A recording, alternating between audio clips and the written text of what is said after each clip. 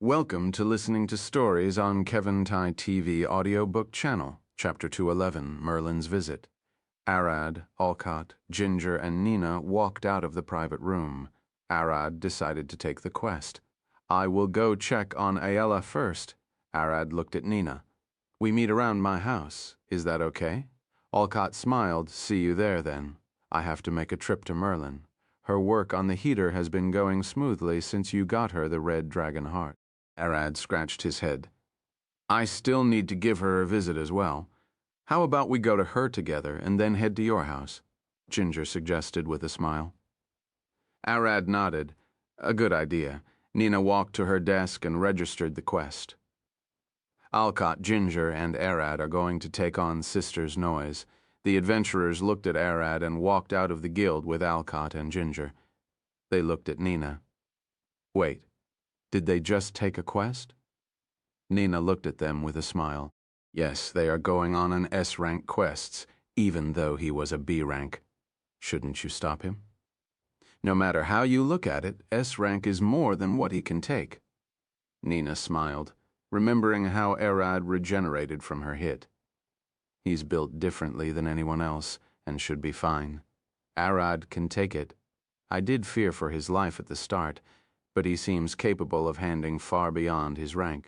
The adventurers glared at her and then looked at the door. They knew that Nina responded to the vampire attack at the Esmeralda mansion. She must have seen Arad fight. He must have done more than just punch a vampire. One of the adventurers gasped. Don't tell me he had a fist fight with such a monster. All right, I'm going to punch some goblins. A fighter growled, clenching his fists as he pulled a quest paper from the board. Nina stared at him. Don't! You will get scratched, poisoned, and die. Arad, Alcott, and Ginger, welcome. Did you come looking for Merlin? Yes. Is she inside? Alcott stared at the guard. She is in the backyard testing a prototype version of the heater. The guard opened the door. Someone come here to lead the guests. A young man in armor rushed out, saluting them. Take them to meet Merlin. The guard led them into the tower and to the backyard, where they saw Merlin standing beside a large kettle-like object. She turned and looked at them with a smile. Arad, and Alcott and Ginger, what brought you? Alcott walked forward, unsheathing his sword. Check this, he gave it to Merlin. A great sword. Do you want me to inspect the enchantment? Merlin looked closely at the blade.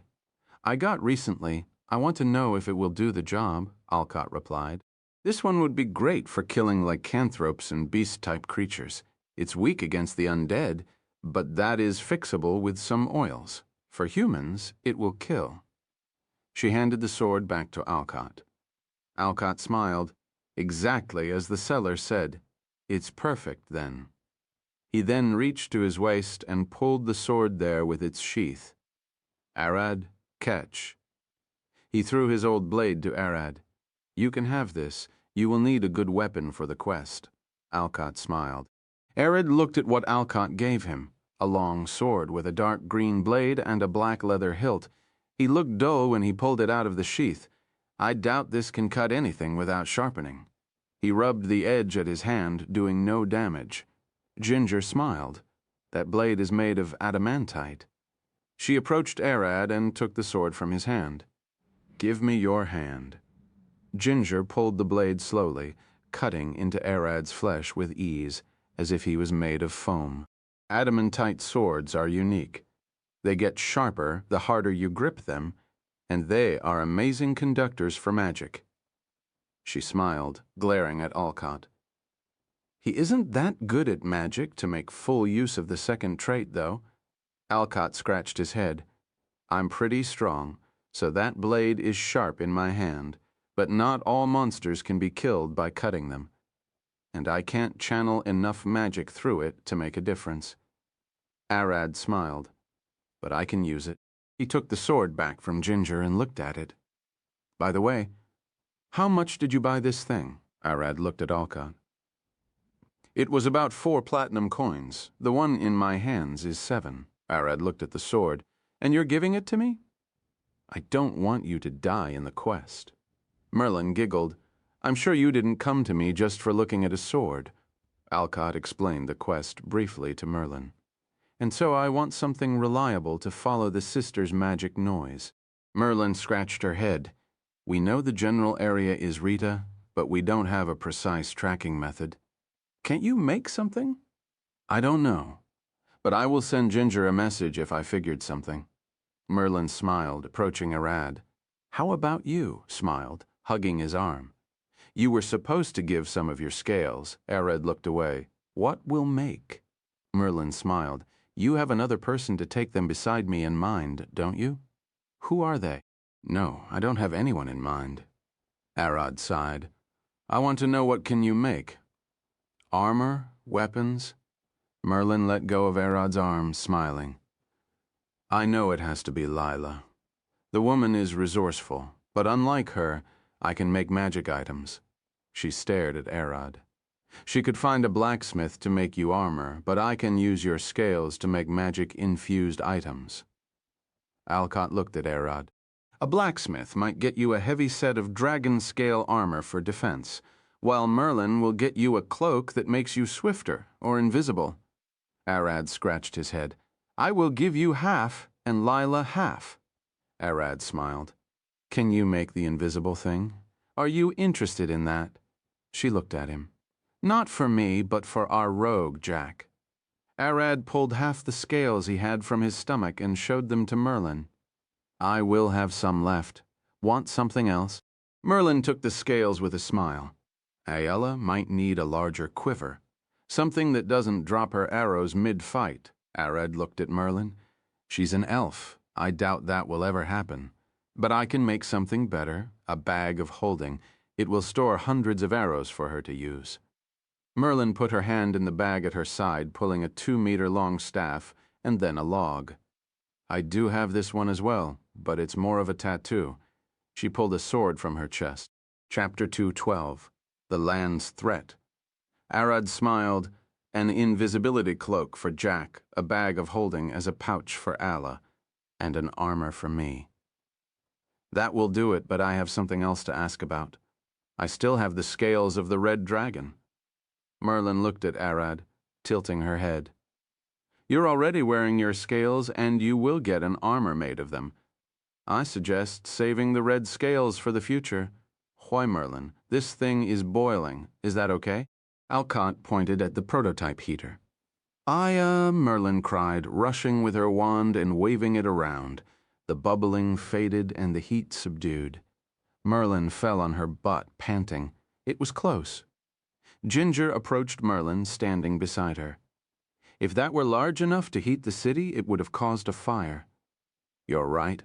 I need to make sure it is stable so people can survive the winter. Merlin sighed. Say, can't you teleport Alcott and Ginger to the city of Rita? Arad looked at Merlin, and she shook her head. Sorry, I don't have the skill necessary for that. Long-distance teleportation isn't my thing. Well, see you later, if we survived this quest. Alcott waved his hand as he turned around. You always say that. Do you know how hard it's to kill you? Merlin looked back at Alcott with a smile. You're like a cockroach. Ginger giggled. Then what would I be if he's a cockroach? She looked at Merlin. We will be fine. We're going to find the sisters and return, hopefully without much bloodshed.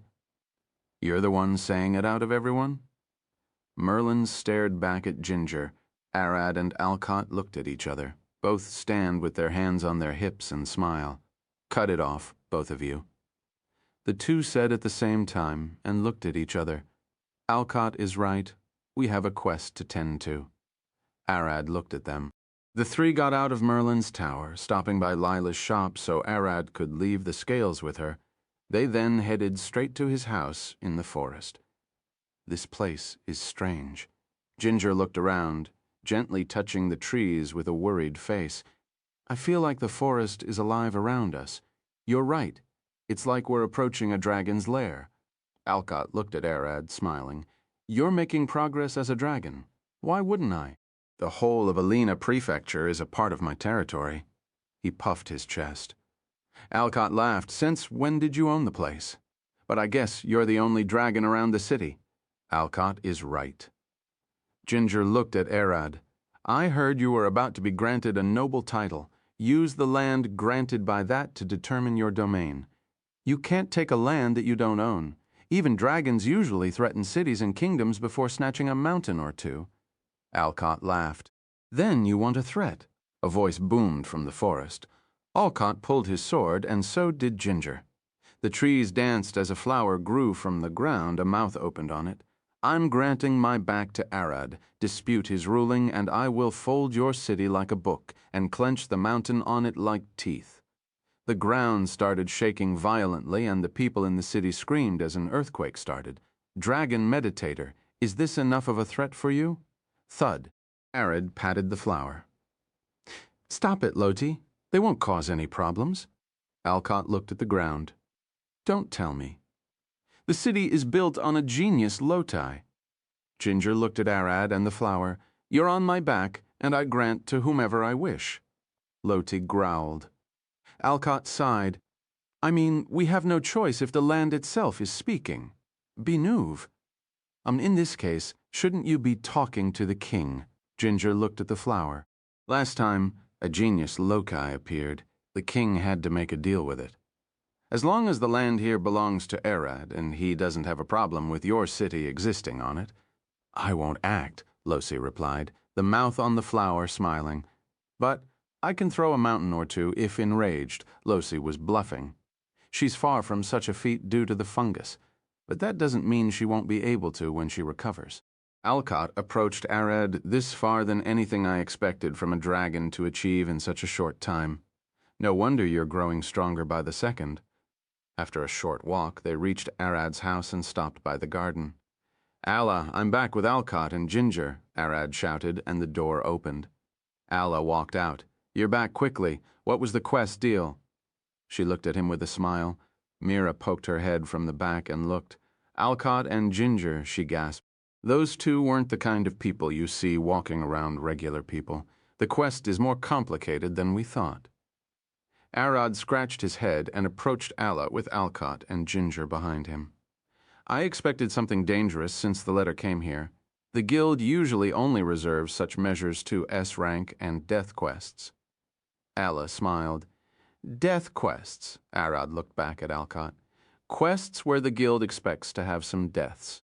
They don't hang such dangerous missions on the wall, but instead call people they deep capable of survival.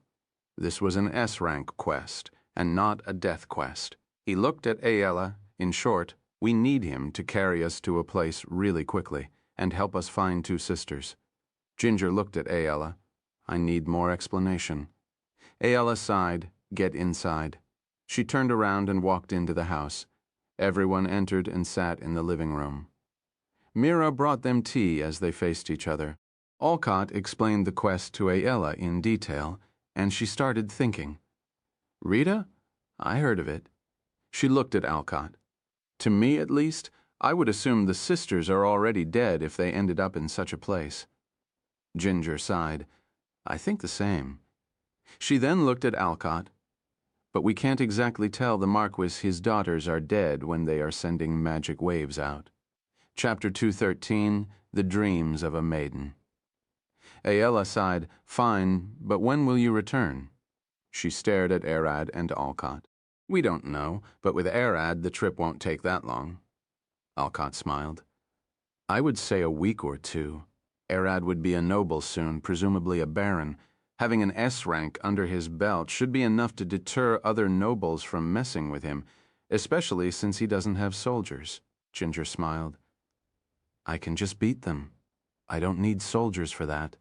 The goal is to prevent a fight from starting in the first place. Scare them with your power.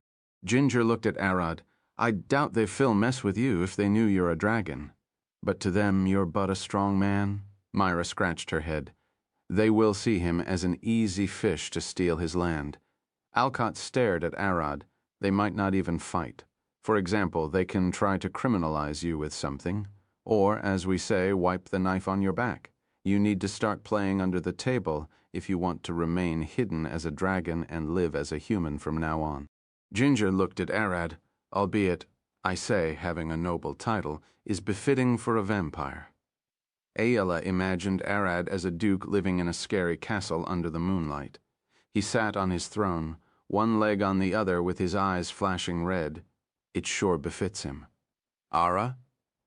Oh my, Ara, oh my.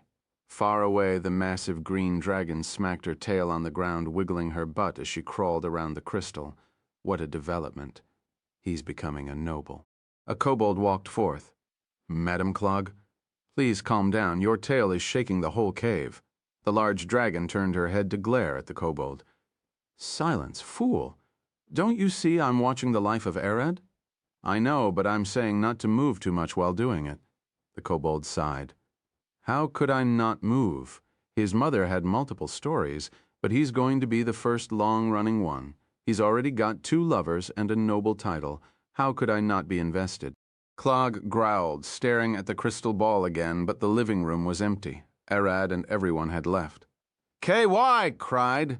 Look what you have done. I missed the best part. There's no rewind. If you finished watching, then stop shaking the whole cave. Repairs are becoming a pain. The kobold glared at her. It's time for Princess Ishtar. I want to see if her plots are going to fruit or fail and crumble on her. Clog shifted her crystal ball to stare at the royal castle. What could happen? What could happen? She wiggled her tail from left and right, smacking the walls and shaking the cave. The kobold sighed, turning around to leave. Are people's lives just a form of entertainment to you? Clag turned her head toward the kobold, causing his bones to shiver. They are, except for Arad and his mother. Those 2 achieved my dream, and I want to learn their secret of how to blend into human society and live my dream life. Sorry, the kobold gasped. No need to apologize. I would have eaten you long ago if I worried about your remarks. Good job, you're dismissed. Clog looked back at her crystal ball, trying to not damage her own lair from excitement. The kobold walked away. The draconic arrogance. They all become like this when they get older. Their desires, hobbies, and nature take over. Even I would be flying around eating all the apples I find if I had her strength. Who would dare question my life decisions? Thud. Arad teleported with Alcott and Ginger far away enough that the city wouldn't see them taking off. This looks like a decent place. Alcott and Ginger looked around. They were at the edge of the mountains, but monsters were nowhere to be seen. Say, Arad, did you come here before? Alcott looked toward Arad with a smile. Yeah, several times, Arad replied. I did survey the area with Ayala. I knew it. Ginger stared at him. The monsters here knew you're a dragon and are avoiding you. Ah, Arad gasped, looking at the sky. Jeer, jeer, jeer, jeer, jeer, jeer. A deep growl came from his throat. Like a muffled lion roar, monsters and animals started moving, and Alcott could sense them. I did manage to get them to stay away when I'm with someone, but I just told them to ignore us. Alcott looked behind him, seeing a giant cobra slither into the bushes without attacking them. Crack! Black scales covered Arad's body as he transformed into his draconic form. Arad wiggled his head like a dog, grunting as he extended his wings and spine like a cat. But some still dare attack the cobra that was pretending to just pass by, lunged at Arad, attempting to bite him in the neck. Swash! Kang! Arad's head swung like a whip, biting the cobra's head. He then slurped it like a noddle. Those who don't listen end up eaten. Arad looked at Alcott and Ginger. Alcott laughed and scratched his head. That was a B-rank monster, and you just ate it like nothing. I'm a dragon, no matter how Ayla and Mira cook. The quantity can never fill me, so I hunt like this. Arad replied, licking the blood off his teeth. Alcott approached Arad, knocking on his scales. They are hard? I would say almost like those of a young adult dragon. But they aren't on the level of an adult dragon. Newell. Noid. I'm still a very young dragon. Arad looked at him. I still have room to grow. This says how much or a rare type you are. Dragons are already powerful to begin with, and you're going to be even stronger. Alcott looked at Arad. And adult dragons could kill you easily, so don't start fights with them, Arad remembered. What green dragon we met before? How old was she? Clog, she was an ancient dragon is the latest record, and those were 50 years ago. I didn't notice any change when I saw her in the forest. Alcott thought about it. She would slurp you like you did the cobra. Chapter 214, bonus, taking flight on the dragon's back. I see. I would keep that in mind if we faced any other dragon, but don't expect me to run. Arad lowered his wings for Alcott and Ginger to get on his back. I will use gravity magic to keep you in place, but hold tight. I'm worse than a horse, it seems. Arad referred to how both Nina and Mira found riding him painfully. I'm wearing armor, Alcott smiled, and I can use magic. Just don't go overboard. Ginger smiled as they sat on his back, holding the rope. If it's you, Arad turned his head to Alcott, can you find someone to make me a saddle? I would like to start carrying Aella and Mira around without them being unable to walk afterward. Alcott smiled. You can count on me. I can get it done. Arad looked forward, thud, thud. He took a few steps, trouting like a horse as he picked up speed. In the last step, Arad's front and hind legs compressed, and his knees bent as his muscles bulged. He needs space to flap his wings, and the trees around don't allow him. The solution was simple, to jump over the trees. Bam! In a single push, Arad's body accelerated over the trees, causing Alcott and Ginger to gasp at the scary move. Flap! The moment Arad's body was in the sky, he opened his wings and started flapping, taking over the sky. I've fought dragons before, and I saw their terrifying speed when they lung in for a bite. But this was my first time riding one, he lunged. Alcott laughed, looking down at the forest fading as Arad flew to the clouds. At this speed, we can reach Rita in a few days rather than a month. Ginger looked back. Arad is several times faster than her with flight magic, and she is already faster than horses with a carriage. The trip can take a month, but a carriage is slower than a horse, which only meant Arad's speed is far than they expected. I heard the vampire managed to escape from you for an hour straight. Ginger looked at Arad. He was faster than me, Arad replied. Do you know anything about it? No, I can use the spell, fly. I shouldn't be able to fly faster than you. It suggests he is better with utility spells than anything else. I can fly even faster. But I doubt you two will take it painlessly. Arad looked at them. Please don't. Ginger glared at him. Chuzuke was a master at utility spells. Let's go with that. Alcott laughed. Ginger is a good blaster.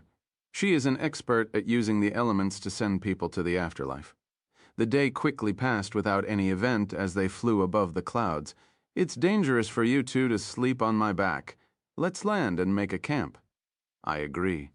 Alcott nodded, and Arad dove down, landing beside a river edge. The two of them set the camp while Ginger cooked dinner, some roasted meat. After the camp was set, Arad sat with Alcott watching Ginger grill the meat. Alcott doesn't like food when it gets complicated, especially meat, salt and pepper, and then throw it on the flames. Nothing more, she said with a smile. It's the same for anything green. Chop it, add salt and olive oil, and he's happy. She looked at Arad. How about you? I'm a dragon. As long as it moves or grows from the ground, I can eat as it is, Arad smiled.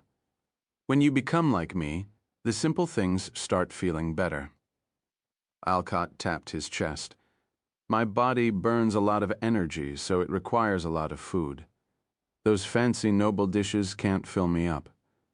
I wonder if I would have a problem with that when I become a noble, Arad mumbled, looking at the flames. My house is smaller in comparison to the other nobles. Something started turning in his head. I have to build something bigger, larger, and better. What are you talking about? Alcott looked at Arad's face. Alcott is right. What got you serious all of a sudden? I can't let the other nobles have a bigger house than me. I have to build something bigger or smash their houses so they are smaller. Alcott looked at the flames. Don't do it, even as a joke. Leave their houses alone. Alcott smiled, but that wasn't a joke if it came from a dragon. You can build a bigger house. How about a manor or a castle? Ginger smiled. Arad's eyes lit up. The mountains. I can build a magnificent castle at the top to oversee the land. He could imagine that stone-like massive castle arching between the mountain's peaks with magnificent bridges. Just make sure to invite us to your noble party. Alcott stared at Arad. I'm sure you will have a lot of food lined up. He patted Arad on the shoulder. Noble party? You will have to throw one after receiving a title. It's a costume. Ginger smiled, handing the two their roasted meat. That means I have to hunt. A lot of meat will do it, but who will cook? He looked at Ginger. If you become a noble, you can take some of the city lord's soldiers depending on your rank. For a baron, that would be 10, and you can also hire maids without needing to pay taxes over their wages, Ginger explained. I would rather choose the people who walk around my house. Arad scratched his head. Can I use monsters? There's no law that says you can't, but wouldn't that be weird? You're right, Arad sighed. The conversation kept going until late at night, and everyone retreated to their tent to sleep. By dawn, Arad opened his eyes, feeling multiple presences approaching their camp. Losi, who are they?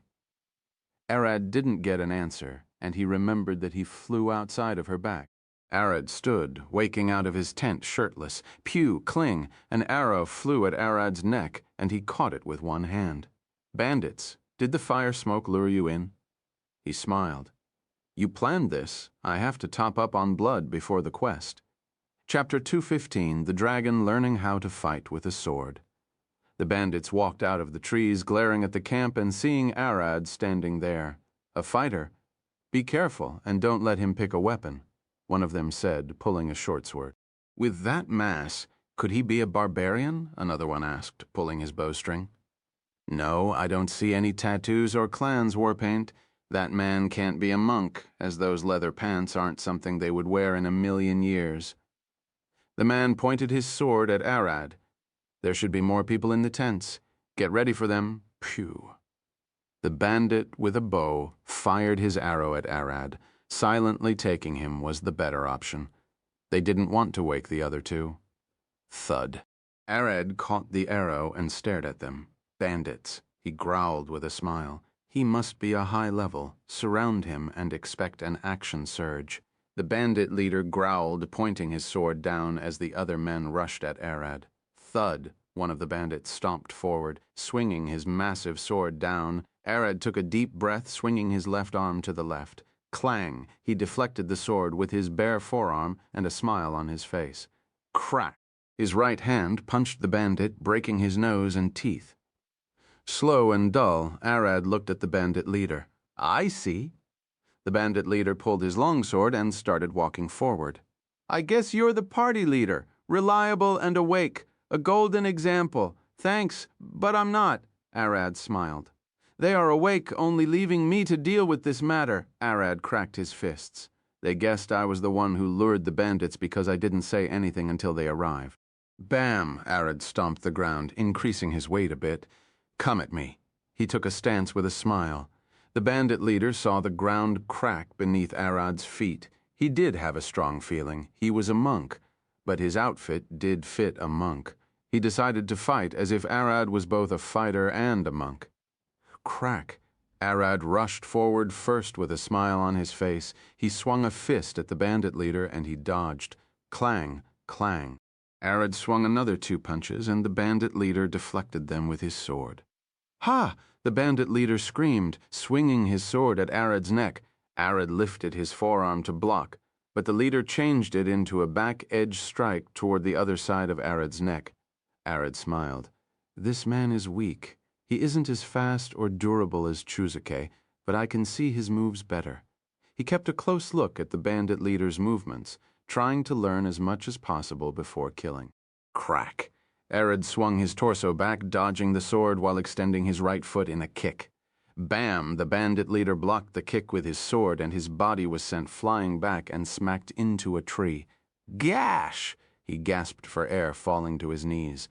Arad looked at the bandit leader with a smile. On the ground was a fist-sized rock. Arad took 2 steps and kicked the stones toward the leader at high speed. The bandit leader grasped his sword, cutting the stone in panic. Throwing rocks like a kid.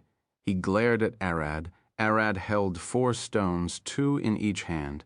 I'm still a kid. Swash! He threw one of them and the bandit dodged creak. The stone ripped several branches off before shattering.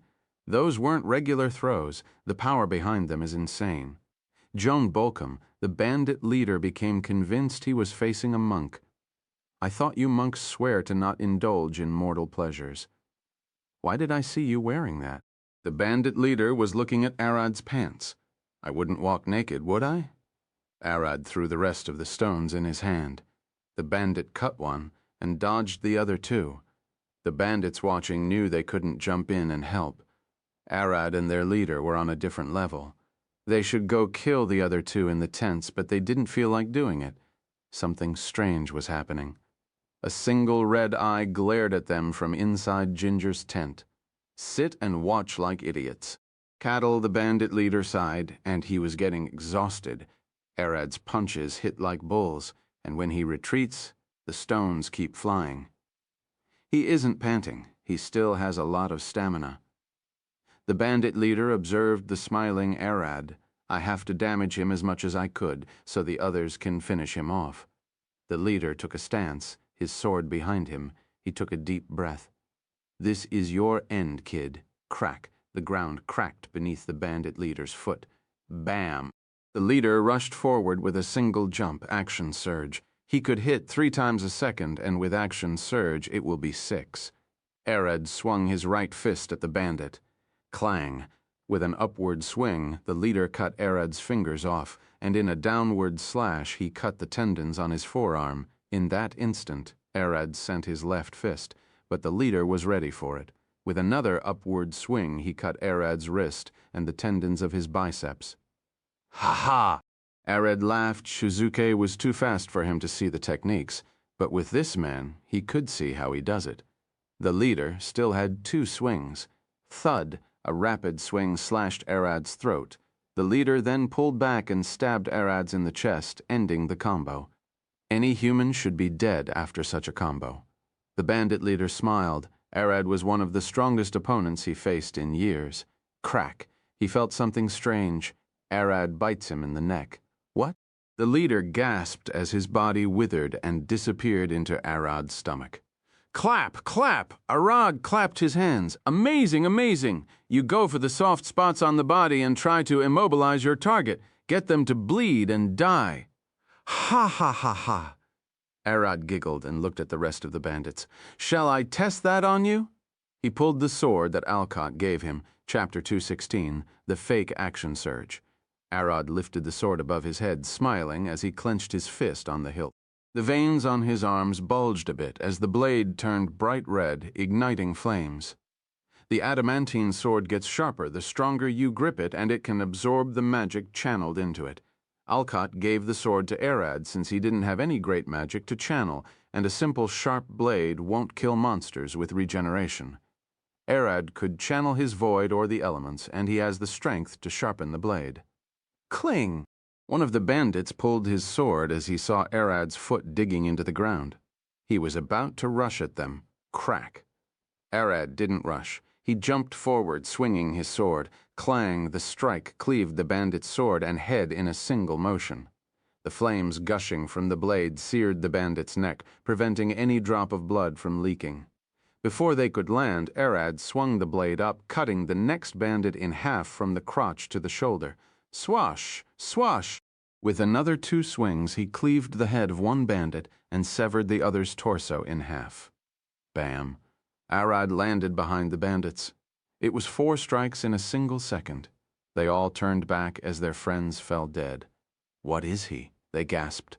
A high-level fighter, that's inhuman speed, another one cried. Arad took a deep breath, lifting the sword above his head. What was the skill name again? He said, confusing the bandits. The flames on Arad's sword faded and were replaced with a dark haze of magic. The veins on his arms and legs bulged as his shit barely contained him. Action surge! Arad screamed as if he had the skill. Vroom! His heart raced as the blood pumped across his veins. He didn't have the skill, but would go all out and see how fast he could get. Clap! Arad landed in the back as 8 of the bandits disappeared. What did happen? One of the remaining 5 bandits cried. They could see Arad move. He looked around and saw him standing in the back.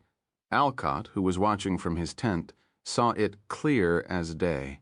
Arad lunged forward, swinging the sword. He cut the first bandit across the torso, and the corpse disappeared instantly into his stomach. The same happened to the other 7. I saw enough. Alcott walked out of his 10.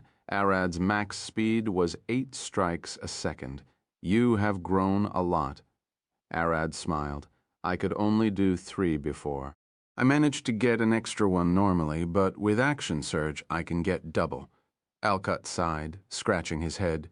That was no Action Surge, you just swung that sword faster and harder. You can do 1 strike a second for every 5 points of strength, and to control it you need 5 points of agility. Strength 21, agility 22, constitution 24, magic 27, intelligence 24, wisdom 24, lindovkom. You can do 4 strikes with 20 strengths and need 20 agility to control them.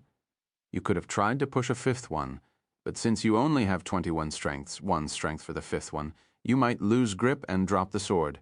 And even if you hit, with only 22 agility, 2 agility for the 5th one.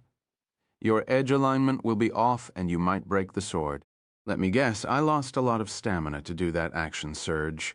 You usually consume 10 stamina per full power attack. But while going all out, you consume double. The first 4 strikes cost me 40-10 each, and the other 8 cost me 160-20 each plays crate, and 10 per void as you absorbed the corpses as well. I don't have enough SP to go for another attack.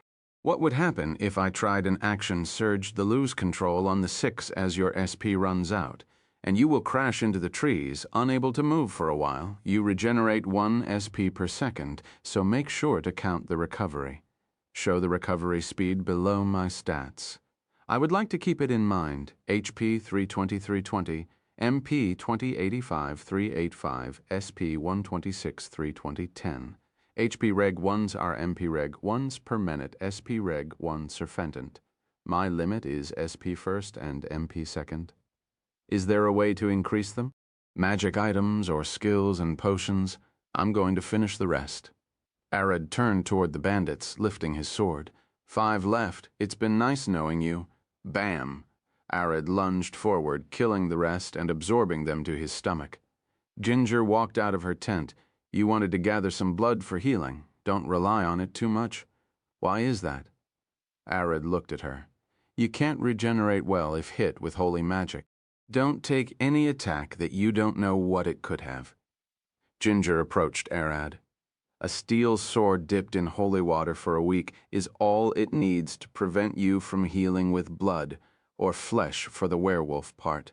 I will keep that in mind. Arad nodded. But why didn't you 2 help? He looked at Alcott. You get more experience when fighting alone? It's better not to interfere unless needed. Alcott smiled. You should have gotten more exp from those kills. Well, except the leader. Sorry, I was keeping the other bandits from attacking our tents. It would be cold to sleep in a punctured one if they fired arrows. Ginger scratched her cheek, walking toward the campfire to heat up breakfast. Arad looked at his stats. I wasn't looking at it. How much exp did I get? You got 40 for the leader and 10 for each bandit. Level 10 20s, XPs 6428 5000, subclass Void Knight. Arad looked at Alcott. Say, if you were to push yourself to the limit, how many times can you attack a second? Alcott looked at Arad. I can comfortably fire 4 per second all day, but I can maintain 16 per second for a fight. My limit without my items is 64 in a single second, and I'm off. But going all out with my items, I can do 128 per second and fall on the ground. The hell? I'm not even close. I thought your limit was 16. Arad gasped. Ginger looked at Arad. Believe me, the last dragon who got hit with it ended up worse than this salad. She showed him a bow of diced lettuce and onion, Chapter 2 117 bonus into Rita. Arad, Alcott, and Ginger flew toward Rita, stopping each night to camp. Arad used those opportunities to stop and hunt bandits for blood. He was especially keen after knowing Alcott's strength. The quest forward is going to be a problem. What kind of horrors is awaiting in the city of criminals, Rita? On the third day, Arad landed in the middle of a forest. We arrived. We will walk there from here. We don't want anyone seeing you after all, Alcott said, looking around at the thick forest. I know, Arad nodded, transforming into his humanoid form after Ginger walked down his wing. The group walked a bit until they reached the edge of Rita's mountain. Alcott led them to a small cave entrance. This is the way. As they got closer, a man wearing a black hood and leather armor walked out. He extended his hand to them. Entrance fee, pay before getting in. Alcott approached the man. Of course, crack. He punched him in the face, throwing him to the side. Who's paying you here? Rita has no entry fee or laws. Get the hell out of my way. Alcott growled at the man as he walked inside with Arad and Ginger. Ginger smiled. He was a random person getting out of the city. Don't let people like him scam you. Also, don't try being nice in a city of criminals. That's a way to tell them to bully you? Alcott walked deeper into the cave and stopped before a large leather run covering something large. This is our way down. He pulled the run away, revealing a small wooden boat. Arad blinked twice. We have to use this. I don't hear water anywhere close. Who said boats are only for water? Alcott pulled the boat deeper into the cave and put it before a large dark hole. We're sliding down, he smiled. Ginger rode in the front, Alcott behind her, and then Arad. Arad pushed the boat down and slid through the darkness. The boat shook and cracked as the way twisted and turned. Each second, Arad thought the boat was about to snap as they raced down. Ginger closed her eyes, giggling, while Alcott released a deep laugh.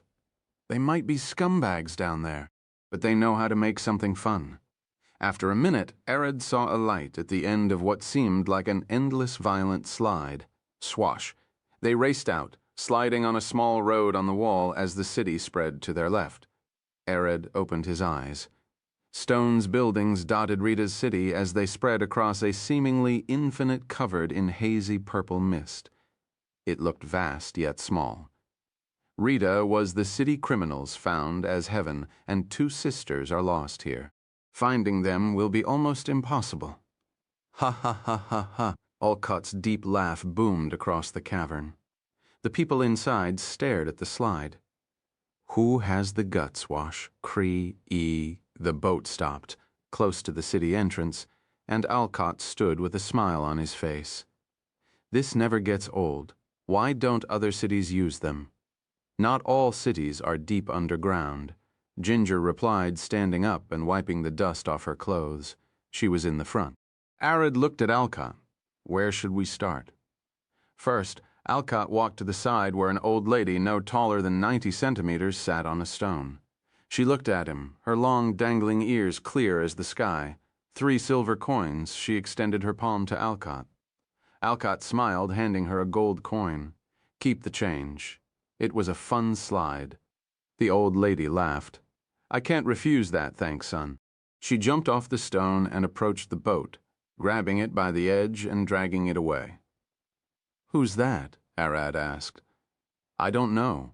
We call her the boat's old lady, Alcott replied. She owns the boats and carries them all the way up so people can easily slide down. Ginger smiled, even though they aren't good people. The citizen here agreed to not mess with her since her rides are fun, and no one will do this job besides her. Yes, unspoken rule. Don't mess with the boat's old lady. Alcott smiled, patting Arad on the shoulder as he faced the city. Let's go. The 3 walked into the main gate, seeing 2 armed guards playing with knives. New faces, the entrance fee? One of the guards approached Alcott, putting a knife to his neck. Alcott smiled, grabbing the guard's hand. The city doesn't have an entrance fee. This is an obvious robbery. He smiled, forcing the guard to drop the knife. But I will pay. Give your bitching leader my regards. He pushed the guard away and threw them 2 gold coins after passing by the gate. Arad approached Alcott. Did you have to pay? Alcott smiled, pulling 2 leather purses from his pocket. 1, 2, 13, a bad day for them, isn't it? Alcott smiled, and Ginger sighed.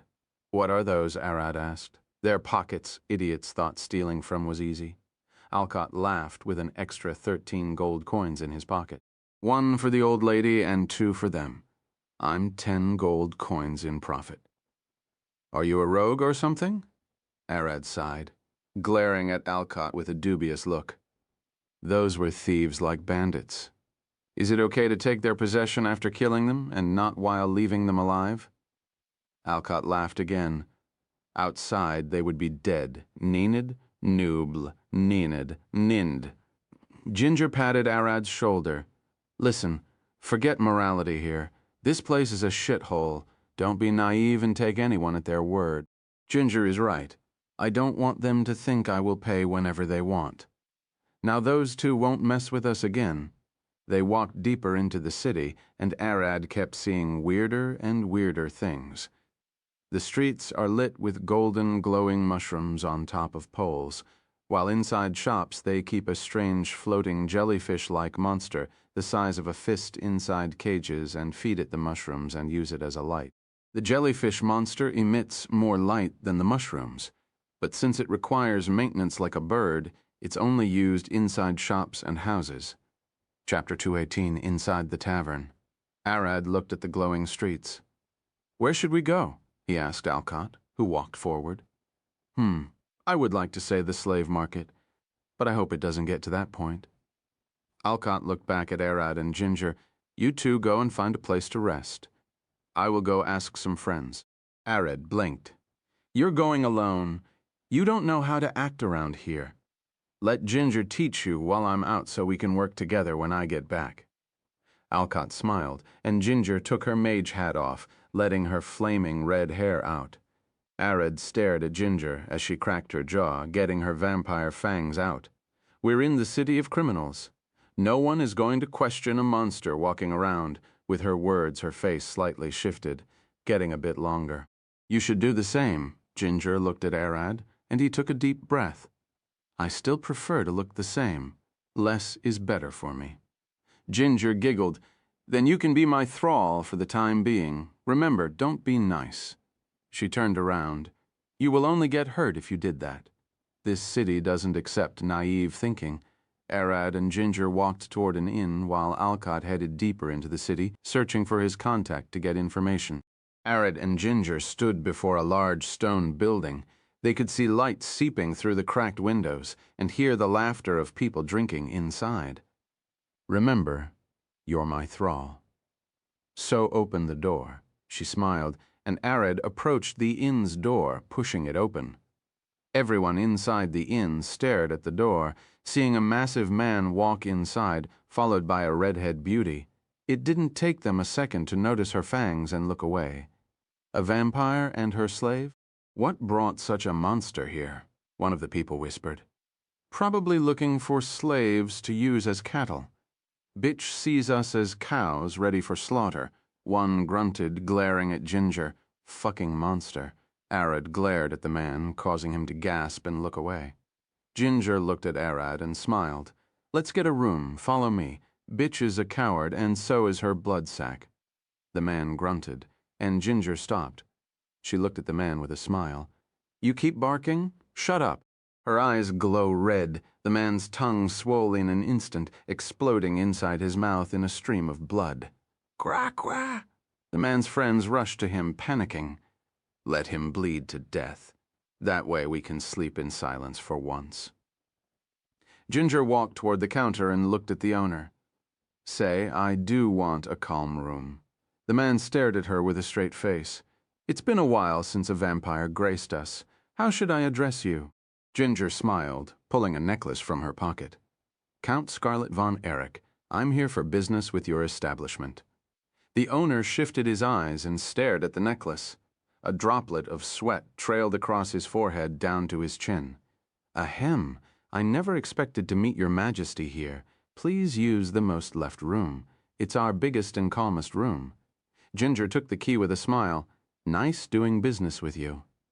She pointed with her thumb at Arad. I have quite a delicate taste, so find me something nice. Please enjoy your room. I will make sure the auction has something for you. The owner bowed as Ginger and Arad headed to their room. Clack, before they could exit the tavern hall and get into the hallway. An armored man cut their way. "Did I hear Scarlet? Von Erich in the flesh? Didn't the Dragon Slayer kill you?" He smiled, pulling his sword. "Anyway, if it's you, then I'm in luck. Do you know how big the bounty is on your head?" Ginger giggled. "Over 500 platinum coins. Do you think you can take me down?" The man smiled. "You're either a fake or a walking treasure. You will be exposed here." He pointed his sword toward Ginger Thud. Arad walked forward silently and with a straight face. Clench. He grasped the sword with his bare hand and glared at the man. "Is your thrall an idiot?" I can just pull my sword, and the man froze. He can't move his blade. Arad's hard scales and iron grip clenched at the sword like the jaws of a monster. The man didn't have the strength, weight, or momentum to move his sword. There is no slicing without a slashing motion. Crack. The sword shattered in Arad's palm, and the man looked at his blade in shock. Impossible. Thud. Arad put his hands on the man's head. "You did point your sword at her." The man could feel it through his hair. Arad's palm was harsher than sandpaper. Ginger looked back at the owner just to save you face. "Next time, don't get let idiots like this here." She then looked at Arad. "Don't kill him. Slap." Slap. Arad slapped the man with his left hand, and then hit him with a right slap, shaking his brain and sending him flying toward the other guests. His jaw was shattered, his teeth fell, and not a single muscle moved in his body. Oof, I've never seen an ass slapped so hard before. A man smiled in the back, blowing on his lute. Morgan was a bitch ass, and he got slapped like one. It shook him to the brain, and he got bloody wet even. Arad looked back at the man singing. "And who are you?" "Me?" The man smiled. "A jester. Please ignore my comments. They come naturally." Arad turned toward Ginger. She smiled. "We should go to our room, leave the bard alone." Arad and Ginger headed toward their room, and two people rushed to heal Morgan. The bard walked toward the counter and looked at the owner. "Your hair is amazing, Enor Lack Omi. You almost got yourself killed, but thanks. I mean, how did you get it to come out of your nose?" The bard smiled. Bam. The owner swung a beer bottle at the bard. Chapter 219 bonus, The Corrupt Priest. Thud, thud, Alcott stopped before the city center stairs leading up to the Lord's den. Glowing mushrooms lit the stone stairs, making the engraving on them clear to everyone. Ancient seas rumbling of the deep in the first step. Raging waves unseen by the crow in the 10th step. Sailing across the unknown, he conquered the lands. In the 20th step, God blessed the Lord and the maiden, so they never sink.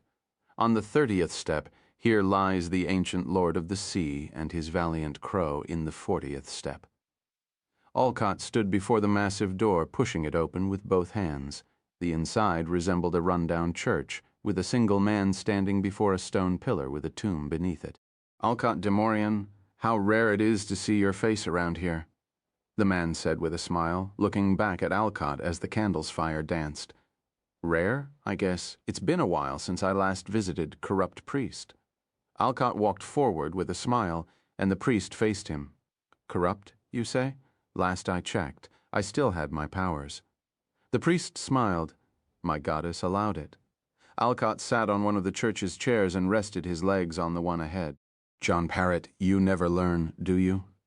Alcott smiled. "The Spider Queen has something in mind if she allowed you to worship the ancient sea god. I know my religion better than you. Sword, idiot." The priest smiled, turning around and touching the large tomb below the pillar. It had the words, "Here lies the ancient lord of the seven seas, Jack Parrott and his crow, Charlotte of the red hair. My ancestors were more important than you, and my blood is blessed." He looked back at Alcott. "Why did you come to me? Got another curse up your ass?" "Who would come to a priest turned a cult fanatic for that?" Alcott sighed, glaring at the ceiling.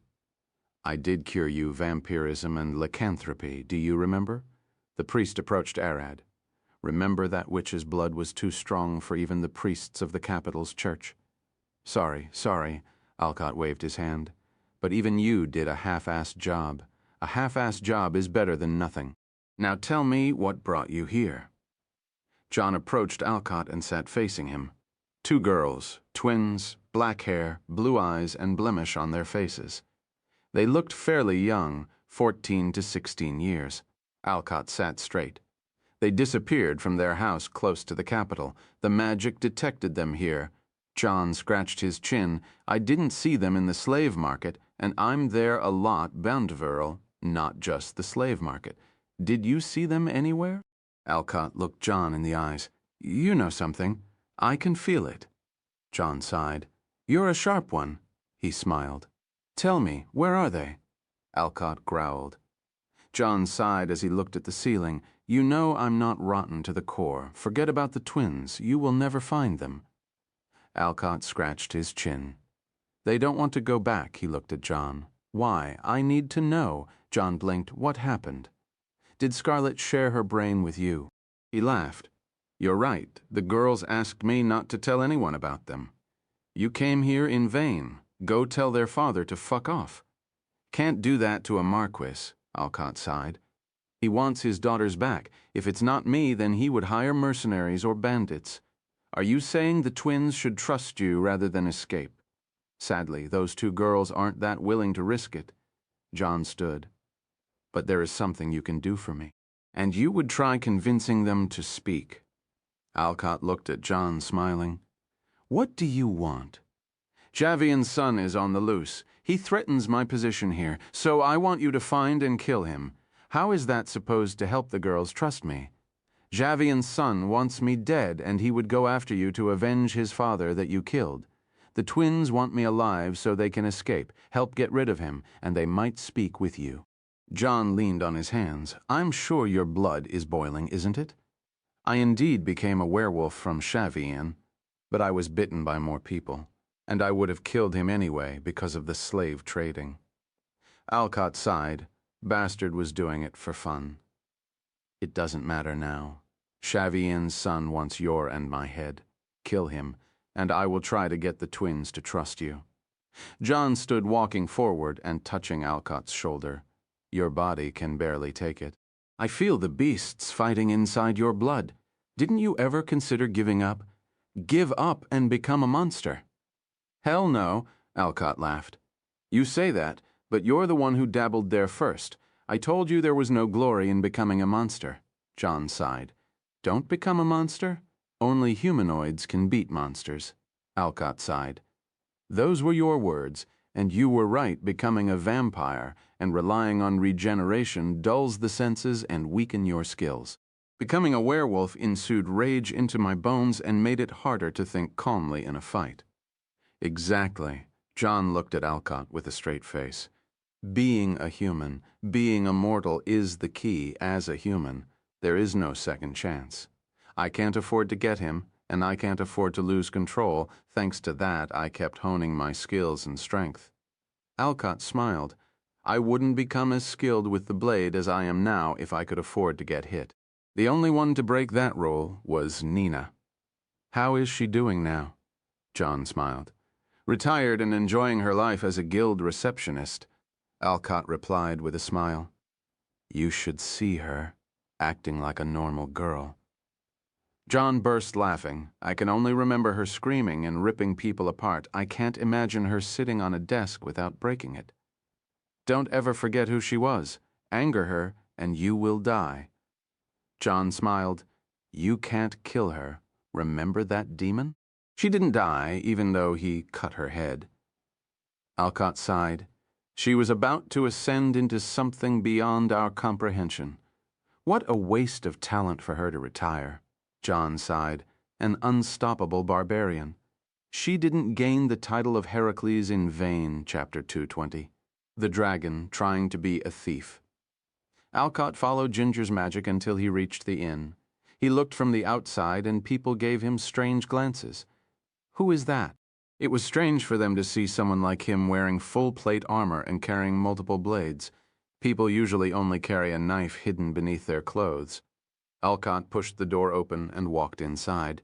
He stood before the counter and stared at the old man. Scarlett, where is she staying? That woman in the back is the only Scarlett staying here. The bartender looked at the back and turned around. I didn't see anything. Alcott looked back to see a stranger. A woman with black hair, half drunk and gawking at the table. Alcott smiled. "You're a good one." He patted the bartender's back.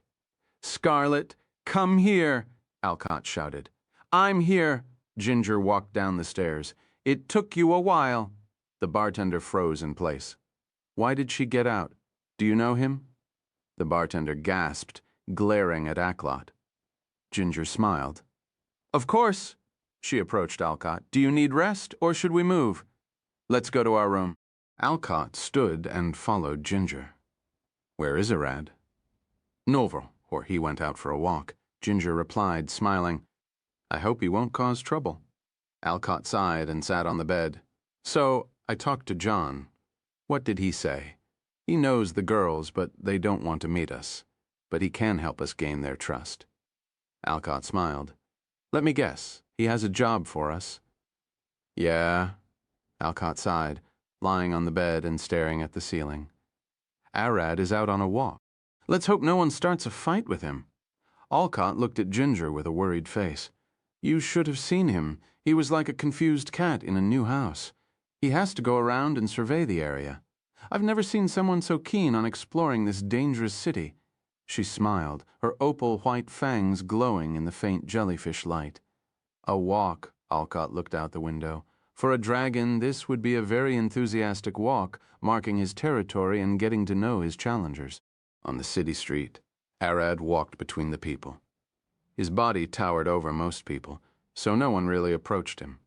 Some thieves bumped into him every now and then, but since he had everything stored in his stomach, they found nothing to steal. Even though everyone in this city was a criminal, some seemed to have a regular life. Shops were open, the streets were busy, and you rarely heard someone scream. Probably, since most people are affiliated with a gang or a criminal organization, you can't really cause trouble.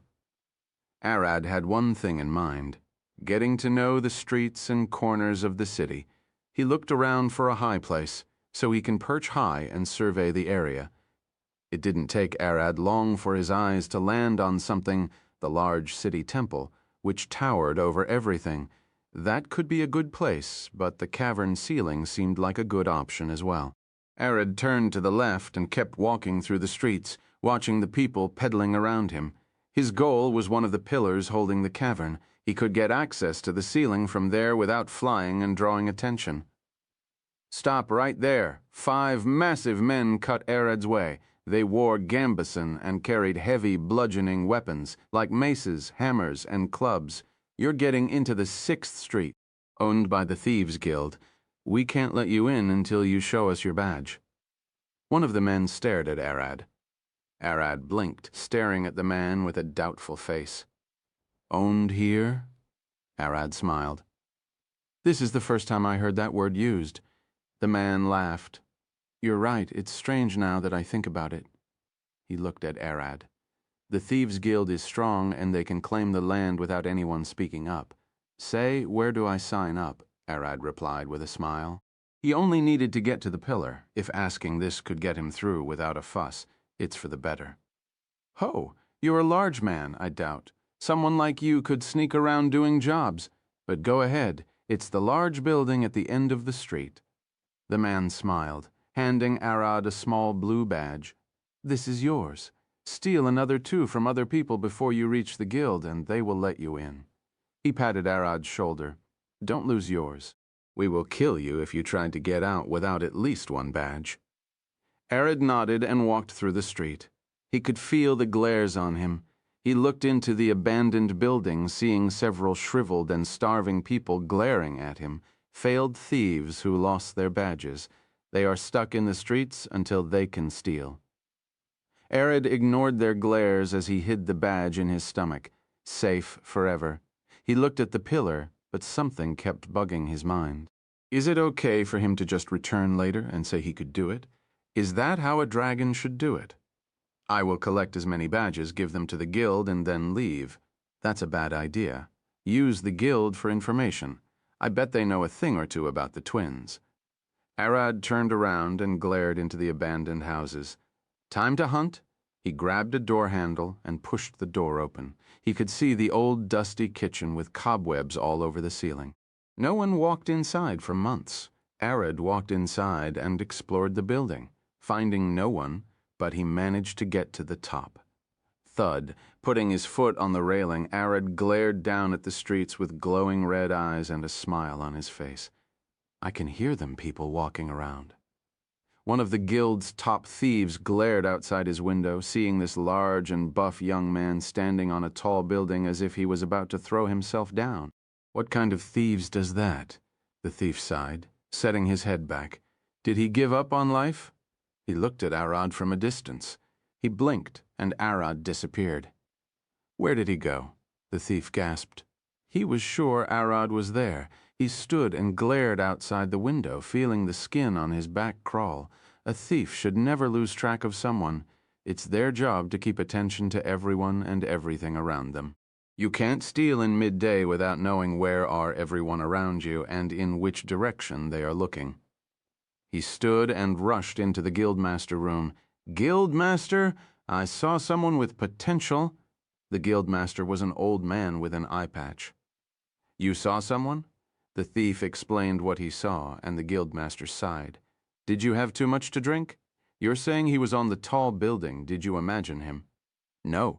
I would have known if he jumped or moved. I'm telling you, he disappeared, the thief said with an excited face. Don't drink too much. The Guildmaster sighed, standing up. Let's go downstairs. I do have some work there. We got a big quest from a noble. The two walked downstairs. What kind of quest? Kidnapping 2 girls, or should I say returning them to their home? The Guildmaster smiled. The reward is to die for Thud. As they reached the lower floor, the guild door kicked open. A large, muscular man walked in with a large bag over his shoulder. He bumped into one of the guards and pushed the other with his hand as he walked. The thief gasped. 180. No, over 190 centimeters. He couldn't believe he couldn't hear Arad's footsteps. Wait, that's him, the one I saw. He poked the Guildmaster's shoulder. The Guildmaster walked forward. He barely stood at 155 centimeters with his crooked back. Young man, I don't appreciate you pushing the guards like that. He stood before Arad, cutting his way. We here respect the best thief, and those are better than a brat like you. Arad stopped and glared at the old man. With a passive face, he glared down. You there? The guards pulled their knives and approached Arad. Get the fuck away from him. Arad turned his head, lifting his hand. Recognize those? He showed them 2 badges and 2 purses. The guards froze in terror. Those belonged to them. Did he snatch them earlier? You fucker. One of the guards cried, swinging his knife at Arad's back. Clang. The knife couldn't pierce Arad's skin. What? Arad grabbed the man from his belt and swung him with one arm, throwing him outside. Arad looked at his palm, and he still had the pants. Sorry, you forgot those. He threw the pants out and then looked at the Guildmaster. I was asked to steal badges, but the guys standing outside, Arad poured the bag, and tens of badges covered the ground as screams of terror started booming in the street with people recognizing they got robbed. Chapter 221, Don't Offer the Dragon Something He Can Take. He took all of them. The thief gasped as the Guildmaster glared at the badges. What an extraordinary skill considering your size. You would be a great asset to the guild. The Guildmaster approached Arad, staring up to his face. Asset? Arad glared back at the Guildmaster, and the Master Thief remembered something. Your guild is the asset. If I don't find the information I seek, I'm leaving at once. The thief could swear he heard those words before. You come here, demonstrate such skill, and think I can let you leave? The Guildmaster smiled. Even if you manage to escape, I can track you down. No one in your family will be safe. Creak. A vein popped on Arad's forehead, and he growled, Not if I cut all of you here. Those words rang in the Master Thief's head. I remember. It was that fighter who came here several years ago.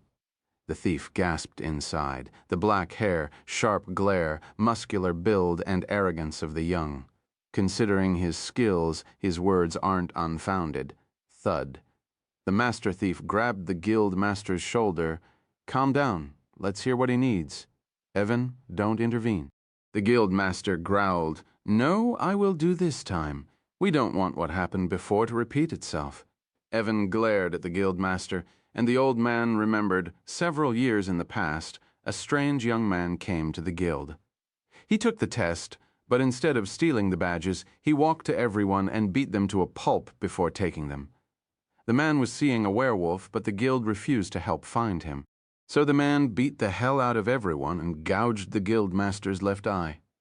Evan is right. I didn't want to remember that day, the guild master growled. He awfully resembles him from his face to his build, stance, and attitude. The guild master turned to look away. Fine, what do you want? I'm looking for twin sisters with black hair and blue eyes. Heard of them? Arad glared at the guild master. Evan and the guild master gasped. It was their recent quest they got from a noble. Is he sent by that man as well? The guild master gasped to ask for such a thing from the get-go. Evan smiled.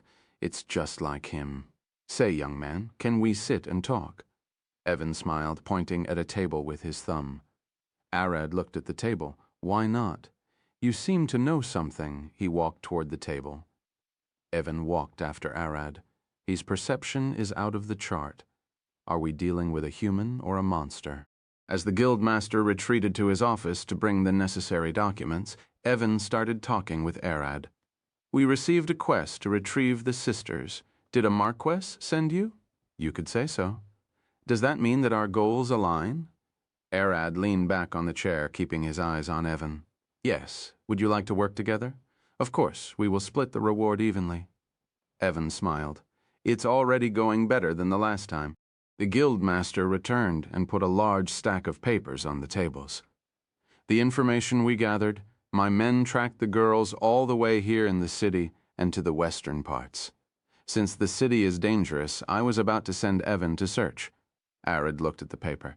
I see. The guildmaster smiled. Total reward is a whole platinum coin. It is enough for someone to retire for the rest of their lives. He approached the table. Thud.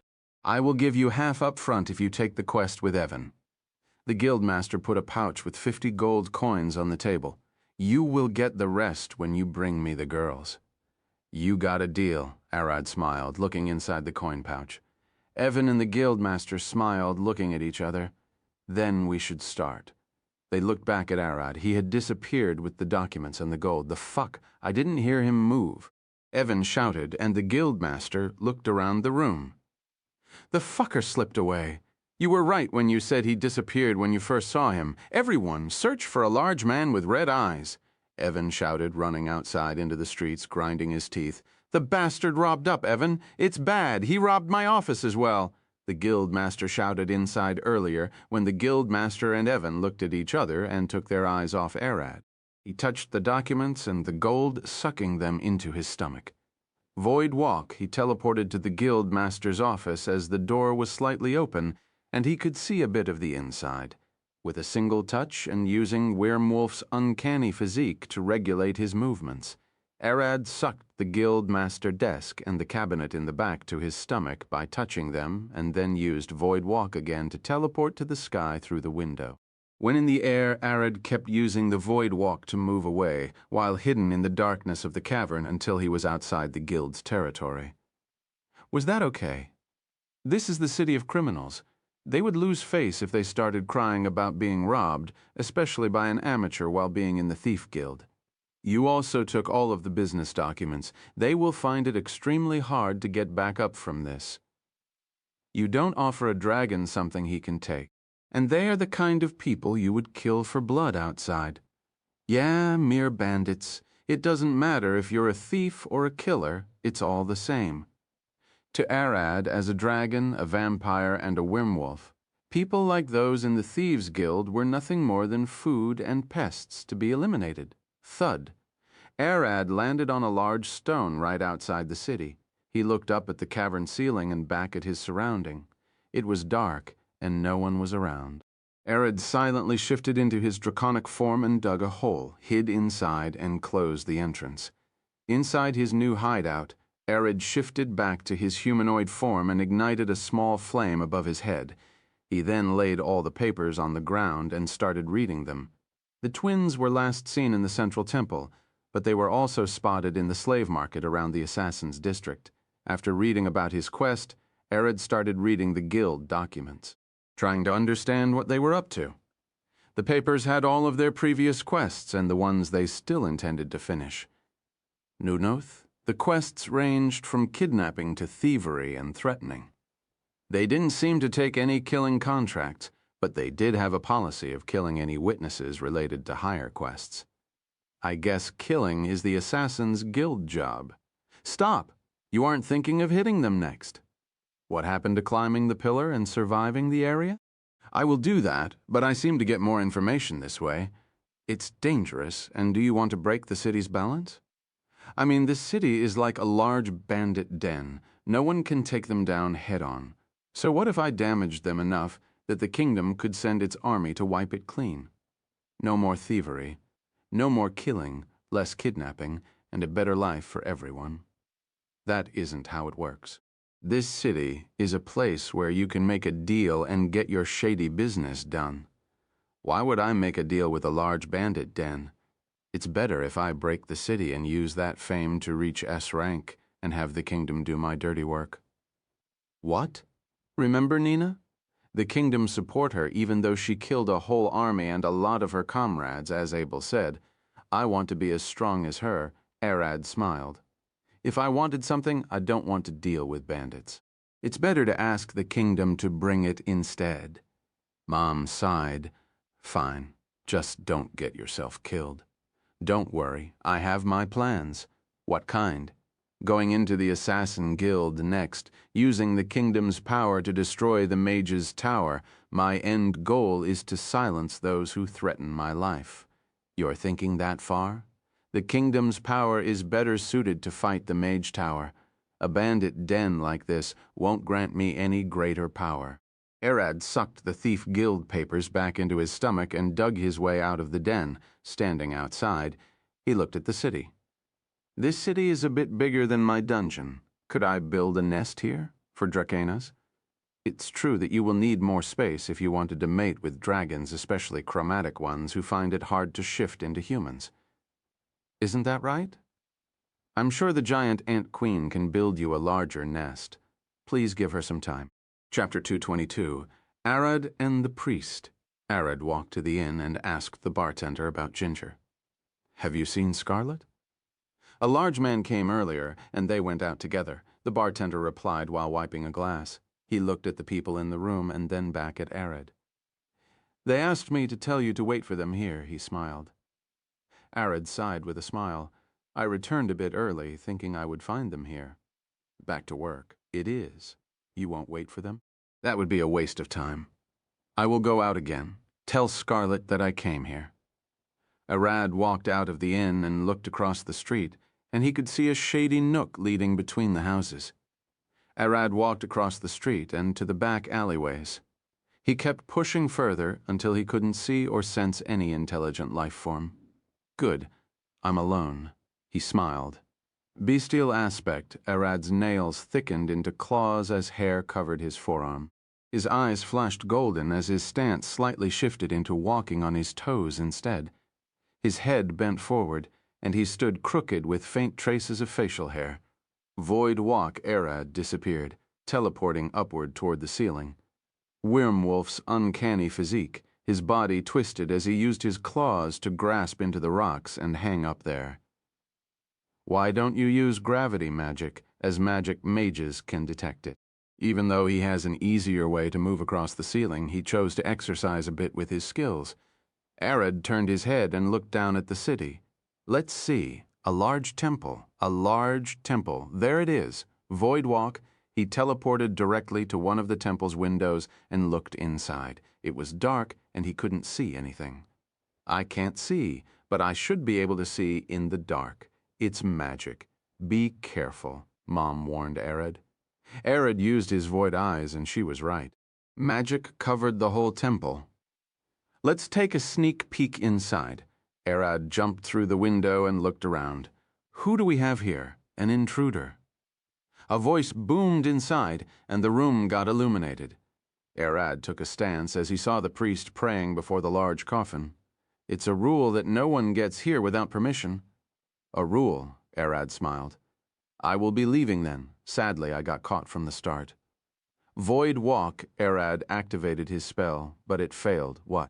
Tying to escape? Don't even bother. The priest smiled, walking forward. My name is John Parrott. By the name of the gods, you won't escape. Arad smiled. You are blocking teleportation. I see. With his eyes, he could tell that all the magic covering the temple came from this man. So what if I am? John smiled. Do you care to hear the word of our Lord and Savior? Bam! Arad lunged forward, swinging his claws at the priest. No. John smiled, swinging his palm up and grabbing Arad's wrist. In a single move, he swung Arad up and tried to smack him on the ground. Arad twisted his body with Wormwolf's uncanny physique to land on his feet. John swung his palm like a snake, touching Arad's side at the liver. Get fucked. Divine Smite, a bright golden flash exploded from John's palm, and Arad's body got blasted toward the wall. Crack! Arad hit the wall, coughing blood, and fell on his face, shivering. Arad's body transformed back to normal as the divine magic burned the bestial aspect. I see. John clapped his hands. A controlled werewolf. You remind me of a certain friend I have. He smiled. But you're a whelp to him. Arad pushed his torso up with his arms glaring at John. How about this? Blood magic. Eyes burst. Arad's eyes turned bright red. John could feel a bit of discomfort in his eyes, but with how much holy magic flowed through his veins, Arad's powers got nullified upon contact. Oh my fucking hell, you're a vampire as well. John approached Arad. You and that motherfucker are really similar, now that I look at you closely. Arad stood, taking a deep breath. This priest was different than anyone he fought before. He didn't have an intimidating aura like monsters, but he was clearly on another level. Listen, kid, John smiled. You have the raw power and speed. You even controlled both vampirism and lycanthropy. You only lack skills and a lot of fucking experience. Can you shut your mouth a bit? Arad growled. You don't want me to take you seriously enough to shut up, you twine. John smiled, lifting his hand. Bam! Arad lunged forward, pulling the adamantine sword from his stomach and swinging at John. John waved his hand, pulling a mace from the small bag at his side. He moved to the side, dodging Arad's swing. Clang! He then lifted the mace and put it in Arad's way, forcing him to hit it with his face. Wait a damn moment. Where did you get that sword? John grabbed Arad's wrist and looked at the sword. Crack! The main temple door opened. John, I brought Ginger Alcott, and Ginger walked in, seeing Arad bleeding. Ha ha! John, let that kid alone. Alcott rushed forward, and John moved away from Arad. So I was right. This sword is yours. John smiled, looking at Arad as he barely stood. I almost killed the kid. Arad tried to heal with blood, but he couldn't. John's divine smite still burned his flesh. Arad, are you okay? Alcott looked at Arad, a fractured face, broken ribs, internal bleeding, and I'm feeling a bit dizzy, but I will be okay. Arad could feel one of his ribs poking at his lung as he breathed. No, you aren't okay. Ginger rushed at Arad, giving him a red potion. Drink this, it will heal you. Arad took the potion and gulped it down. He could feel his bones fusing again. It was a bit painful, but had a satisfying feeling like poking his ear. Hoy, John, you could see he was much weaker than you. You could have knocked him out or thrown him outside. Alcott glared at John with a tired face. I mean, I couldn't resist it when I saw a controlled werewolf. John smiled. Did you do that to him? And did Ginger give him vampirism? Alcott, do you know this bastard? Arad growled, glaring at Alcott, and John Ginger looked at Arad. His name is John Parrott. He partied with Alcott in the past as a healer. In fact, it was he who held the hordes of my minion when Alcott came to my castle. John Parrott, at your service. John smiled. I'm a level 83. I have 2 clerics, 1 paladin and 1 monk, and now I'm playing with a warlock. Hoy, don't blur your classes like that. Alcott glared at him. Why would I hide them? You and Ginger already know, John smiled. Or are you worried about our friend here? He approached Arad. I did feel it when I hit you with divine smite. You aren't a human. Those organs are akin to those of dragons. John smiled. Alcott sighed. So it's your way of showing trust since you figured him out you exposed yourself? I'm a priest after all. John smiled. What is he talking about? Arad looked at Alcott. Alcott looked at Arad. Well, it's a bit early for you, but let me explain it. By leveling up, each time someone finishes 20 levels, 20, 40, 60, 80, 100, and up to level 1000, they get a chance to change their class. John was a cleric from level 120, and then he shifted to paladin from 2040, and then to a monk from 40 to 60, and then back to a cleric from 60-80, and now is working on a warlock class. Arad stood no chance against John with his current power. The gap caused by a whole 73 levels cannot be bridged with raw power alone. As I said before, John cleared his throat. You lack experience, both literally and figuratively. Are you a wizard? No, I'm a sorcerer. Arad looked at John. But can we stop talking about this? He didn't want to get into details simply because he wasn't a true sorcerer. Arad's real class was a void knight, and he doesn't know how to explain it. Arad, what brought you here out of all places? Ginger stared at Arad. I told you not to get into trouble. Our target is in this temple, Arad said, staring at John. John smiled. Your target? I already sent the twins to another place if you're talking about them. But he then gave Arad a confused look. But who told you they were here? Even Alcott had to ask me directly. Arad pulled the Thieves' Guild papers and handed them to Alcott. Alcott remained silent for a second and then called John. Take a look. John walked toward Alcott and looked at the papers. You know I back ha ha ha ha ha. He burst out laughing. Alcott dropped the papers, holding his stomach and laughing as well. Ginger looked at Arad after taking a look at the papers. Wait, those are from the Thieves' Guild. Arad lifted a pouch of gold in his hand with some papers so Ginger could see them and stared at her with a passive face. I robbed them. E&O Raid Chapter 233, Fighting Plan. Seeing that you just came here, I won't find it weird that you pulled a fast one at them. John laughed with tears dripping from his eyes. I can imagine Evan freaking out. Alcott had to sit down, and that old man might have lost a few years of his life. No one gave them such a scare since you went there. John rolled on the ground, laughing. Ginger held her head. Why are you two laughing? Do you know how much trouble this will cause? No, it won't. Alcott wiped the tears from his eyes and stared at her. We will just read the paper, and I will return them later. Arad looked at Alcott. Why? I worked for them for about a year or two in the past. Just like you. My first interaction with them went south. Alcott scratched his head. They told me to steal those badges, but since I didn't know that, I went around asking people to give me theirs. Did you get them? No, people refused to give me the badges, so I beat the shit out of them and took what I wanted. I had a bag full of badges by the time I reached the guild. Alcott stood. They certainly aren't good people, but they are useful ones. Arad then stared at John. That's all, and good, but where are the twins? We came here for them. Don't worry about the twins. They are safe. But like terrified kittens, they don't want to see you or anyone. John smiled. Connor, the son of Shavian, wants to have the twins, and he also wants to have me and Alcott killed. Arad smiled. So, we only have to kill him? Don't underestimate him or the people working for him. John smiled. The Thieves' Guild, the Assassins' Guild, the Sea Lord Temple, the Iron Collar, and the Undead Graveyard. Those are the main forces of the city, and each of them is strong in their own way, John explained.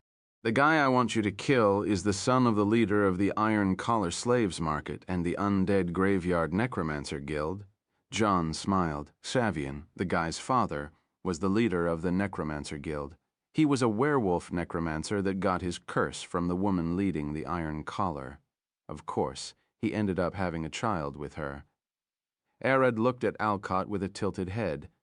Wait, do you want to say he owns both now? Alcott nodded. Yeah, I killed both his parents in the past, and he seems to be out for revenge.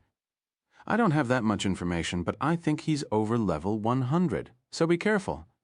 John stared at Alcott. He's dangerous. What? Ginger gasped. That brat reached level 100? I'm not sure, but expect that much. John looked at Alcott. Of course I'm fighting with you. Excuse me, but I'm still level 10. Won't that be a big problem? Arad looked at them, lifting one hand. What? This time, John gasped, I thought you were around level 40. Remember? You fought Chuzuke, who was level 38. A dragon is always far stronger than mere humans. It was like a cat compared to a lion.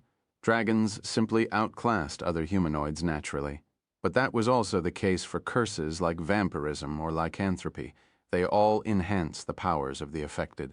On top of being one of the rarest magic dragons, Arad also attained both curses, giving her a terrifying unfair advantage over others. Don't worry, I'm on 09. Alcott smiled, resting his fists on his hips. I'm on 128. Ginger smiled, her eyes glowing red. John sighed, looking down. We clerics level up slowly since we rarely kill monsters. And even when we do, it's with other helps. We're a healing class. Alcott looked at Arad. I would honestly like you to step out of this fight, but I know you won't accept that. Arad stood like Alcott with two fists at his waist and a slightly tilted head. You know me well. I'm not running from a fight. You two are really similar. John smiled, large, reckless, and have beef with the Thieves' Guild. I already wanted to destroy this den of bandits. It's not like I would back off now. Arad stared at John. John giggled. Yeah, good luck with that. It's saying something that you couldn't even beat me, and I'm not that good at fighting. At that moment, Arad remembered, wait, how strong is Nina if you can't beat her? He stared at Alcott. Ginger scratched her cheek. You can say there are 3 levels for adventurer's growth. She looked at John, supports who rarely fight. She then looked at Alcott, front fighters who get the most kills, and then pointed at herself. Monsters who killed everyone in sight. But I wasn't as aggressive as the raging Nina. Alcott scratched his head. It's quite depressing, but I suspect that 1/3 of her levels are from the comrades who got caught in her rage. He stared at Arad. Don't ever anger her. Even I can't stop her if she went all out. Rage mode, forget about her for now. She isn't here. Ginger glared at Alcott. We 3 will go fight. Arad will survey the area and kill any minions that Connor would have. John looked at Arad. She says minions, but they are powerful undeads, chained slaves, and even crazed werewolves. He smiled. You would have a hard time, little dragon. Arad smiled. So my job is to support you and thin Connor's reinforcements as much as possible. That's right. Don't attempt to fight Connor. You would end up dead. Alcott looked at Arad, at his level, and the possibility of having comrades of similar power. Even we could end up losing a life if we aren't careful enough. I have one cast of revival. John looked at Alcott. Albeit, it needs your brain to be intact, and that you died less than 5 minutes ago. I won't die that easily. Ginger looked at John like I would cast on you. You're better off dead. John sighed, glaring back at her. The spell is for Alcott. You're still going on about that? Ginger sighed. I was raised in a family of vampires. Raising humans like cattle was the norm. I already know that, but it still bugs me the wrong way, seeing your face and remembering all the spiked people in front of the castle. John shook his head to remove the memory from his head. Those were called blood drippers. They used them to drain blood from humans like we do to cows and sheep. Alcott looked at John with a straight face. John stared at Alcott, dead inside. The hell are you talking about? You're a human, aren't you? Probably you didn't do a good enough job. Alcott smiled, patting John's shoulder. Don't worry, she's fine, and so am I. No one will die, and we won't need your spell. Bam. Arid hit his palm with his fist, causing a small shockwave as his void rubbed against each other. Where do we start? First, you head back to the inn. Alcott stared at Arad. I will go and try to see what we could gather about Connor and I will get us some needed potions and items. I have some contacts in the city. Ginger smiled. I will make sure Connor can't get your tracks. I suspect he already knows you're in the city, but we need to make sure he doesn't know when we're about to attack. John looked at them with a serious face. I don't want to go back to the inn without doing anything. I could fly around and see where people are, Arad protested. They will spot you immediately. John stared at Arad. You can't camouflage, can you? John was right. Even if Arad can walk quieter than a cat and fly as silently as an owl. He can't hide his magic or body out of sight. He's bound to get caught. We are dealing with a competent man who wields a lot of power. This isn't like any fight you had with bandits. John stared at Arad. Just sit in the inn where you can respond instantly. Arad sighed. Fine, but don't call me lazy later. Turning around to leave, he had his own plan. As Arad walked back to the inn alone, he took a deep breath. He could feel someone walking behind him. As I expected, they are already following me. It might be someone from the Thieves' Guild, or Connor is gathering information about you, the one person he doesn't know anything about. Arad smiled inside. Whoever he might be, it's time to see if he's really following me or not. Will you kill him after I drain every last bit of information from him? I can't have him going back and telling Connor how I fight. Arad walked forward silently, keeping an eye on the large man behind him. Chapter 234, Bonus, The Stalker's Attack. Arad slowly walked, the veins on his arms bulging as he got ready to strike the stalker. Swash. The stalker's presence disappeared. He faded into the crowd outside of Arad's senses. Arad kept walking, waiting for the stalker to reveal himself. He knew that he was awaiting an opening to strike. Shortly after that, Arad reached the end of the street. He now has to cross a large bridge that linked two different sections of the city together with a large river flowing below it. It dilled, not cloyed. The bridge wasn't empty, but just as full as the streets. Arad could see a caravan with slaves chained behind it, slowly walking. The slaves were mostly women and children, the ones that sells well. Arad could even see several mothers carrying their babies with them. He could feel his blood boiling from the inside. Slaves are suffering outside of the kingdom's regulation. All of them looked starving and only wore old rags, probably kidnapped by bandits. Arad walked, and his determination to burn the city to the ground grew larger and larger. Thud. Arad walked beside the slaves, his body standing like a massive boulder beside walking twigs. Arad's eyes glared at the slaver with a burning rage, sending a silent threat. Dragons never forget and hold grudges. The scene rubbed Arad the wrong way, and he already decided to make the slaver pay for it. The slaver felt Arad's gaze burning on his skin. He got the attention of a dragon, and it's in his interest to give it back.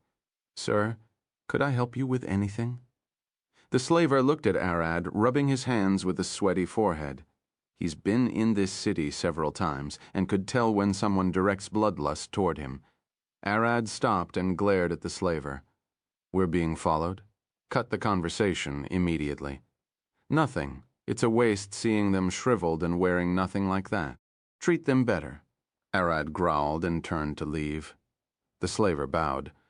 Sorry, sir. I will make sure they are well fed and dressed for the auction. I have no interest in selling low-quality slaves. It's just that we've been walking for a long way, and we can't carry too much food. Arad kept walking without saying a word. Cling. A faint light flashed in the distance.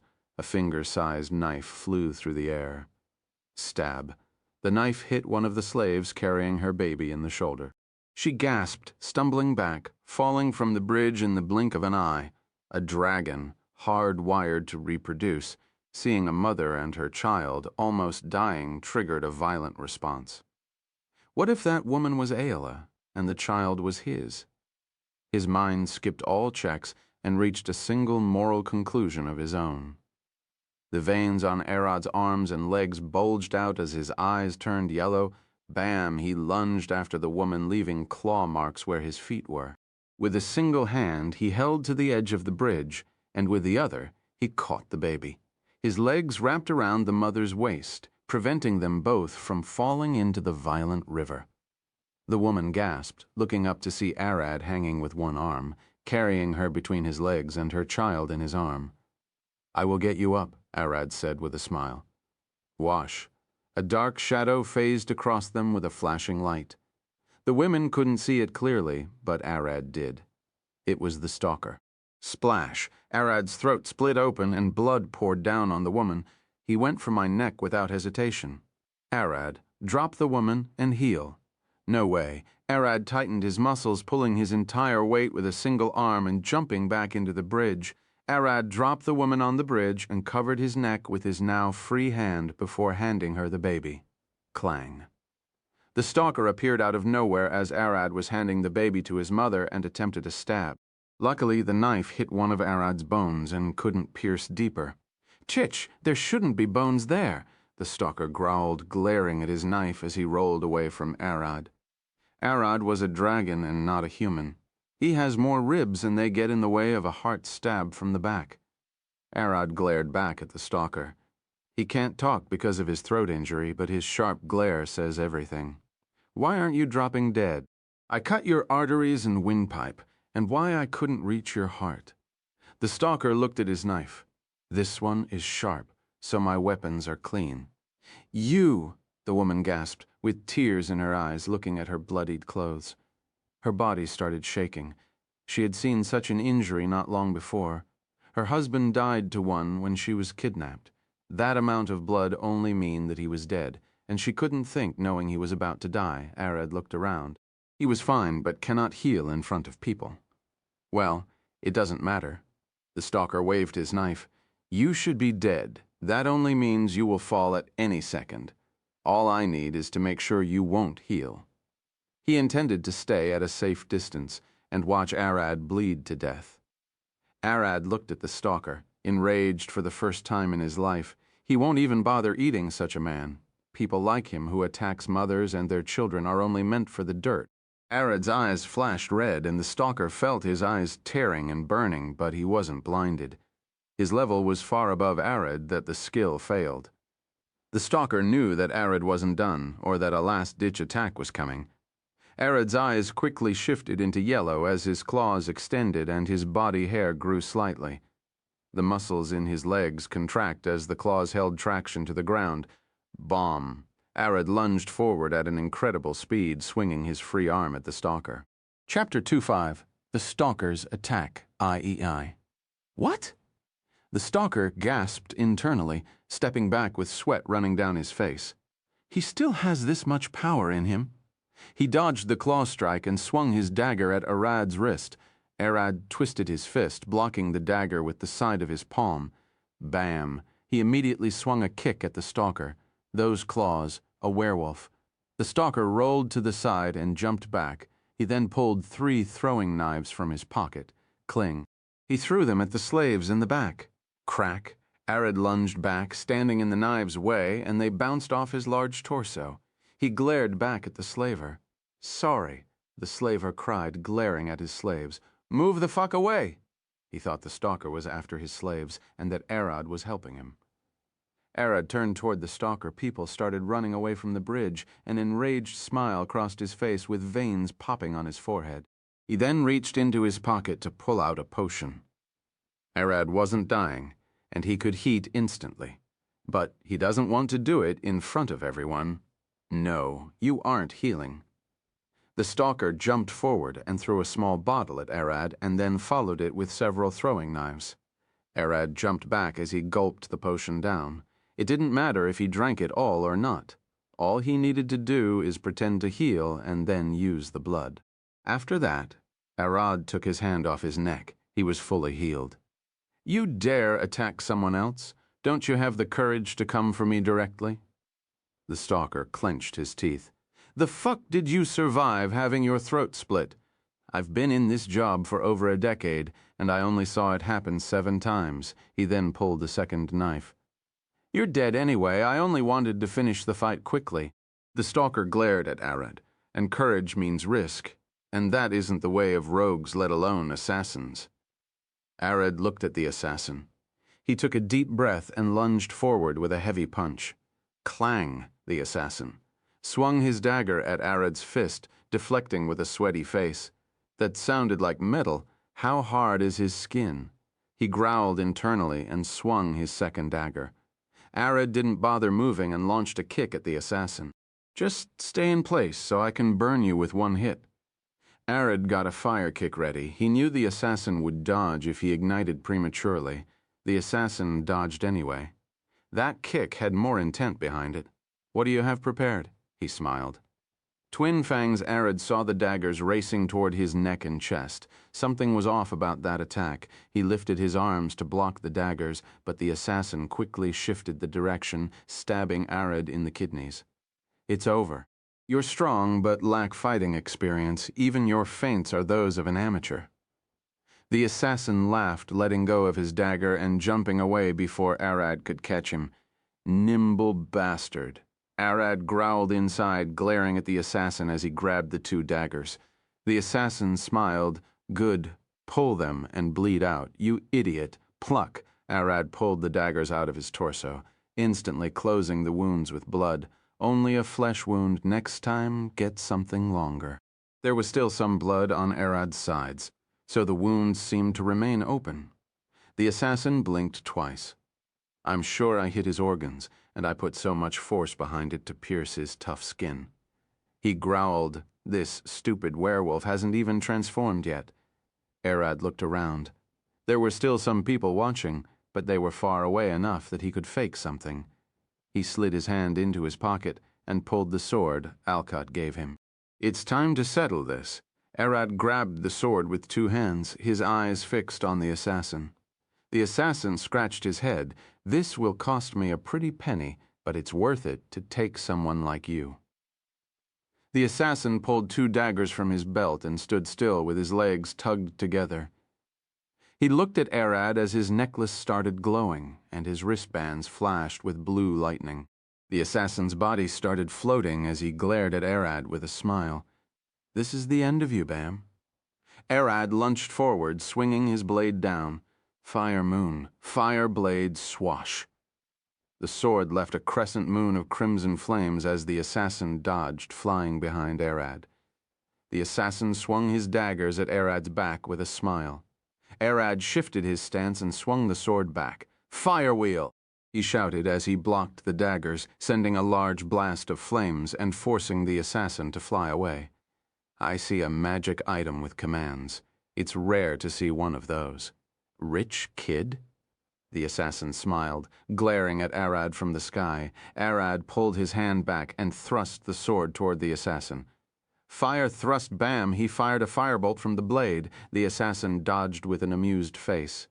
Fire thrust, fire thrust, fire thrust, fire thrust, fire thrust. Arad kept firing at the assassin. How about you look at mine? The assassin smiled as he flew around Arad. Crackle. His body disappeared in a burst of lightning and appeared behind Arad. I don't need silly commands like you. He swung the daggers at Arad's back. Crack.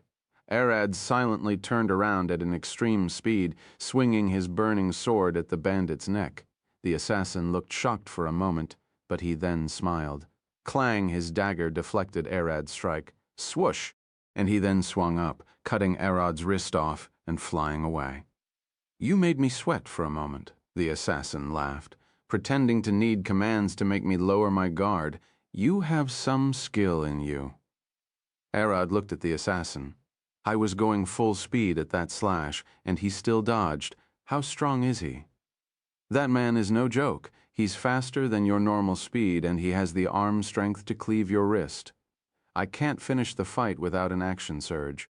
Arad wanted to rumble, but that was too risky in front of everyone. Chapter 226, Bonus, The Stalker's Attack. Aye, you're quite tough. That body is a waste on you," the assassin said with a smile. He glared at Arad from a distance with a smile on his face. "That's for me to decide. It's my body, and I decide how to waste it." Arad replied, holding his sword in a guard and watching the assassin's movements. "I will look for an opening and cleave his head." "And wasting it protecting slaves was your decision? Won't it be better if you joined us at the Assassin's Guild?" The assassin extended his hand, holding his dagger. "We will make a great man out of you. Wild beasts need protection, don't they?" He already knew Arad was a werewolf from the claws. "I won't. And don't you mean the Thieves' Guild?" Arad growled, glaring at the assassin with open eyes. "Thieves' Guild? Do you have beef with them?" The assassin stared at Arad with a confused face. "That's for the better. My client is someone else, and I'm sure they can help you with that." He extended his second hand to Arad. "Join us, and the Thieves' Guild won't touch you." "I refuse. You die here." Arad changed his stance by mimicking Alcott's stance and pulling the sword back. "Your guild will follow you soon. I was right. This city is rotten to the core. Bam!" Arad lunged forward in the blink of an eye, his sword blazing with fire. Swash! The assassin bent backward, dodging the neck strike at the last moment. "You're strong, but that doesn't matter if you don't hit me." The assassin swung his dagger up. "Come to us. In a year you would be able to cut my head." Clang! Arad deflected the strike. "I won't follow someone who attacks a mother and her child. I don't know much about the world, but I wouldn't care less if that was normal. You're dead to me." "Ha ha!" The assassin laughed, ducking beneath Arad and swinging at his side with a stab. Bam! Arad lifted his knee and hit the assassin's hand, deflecting the strike.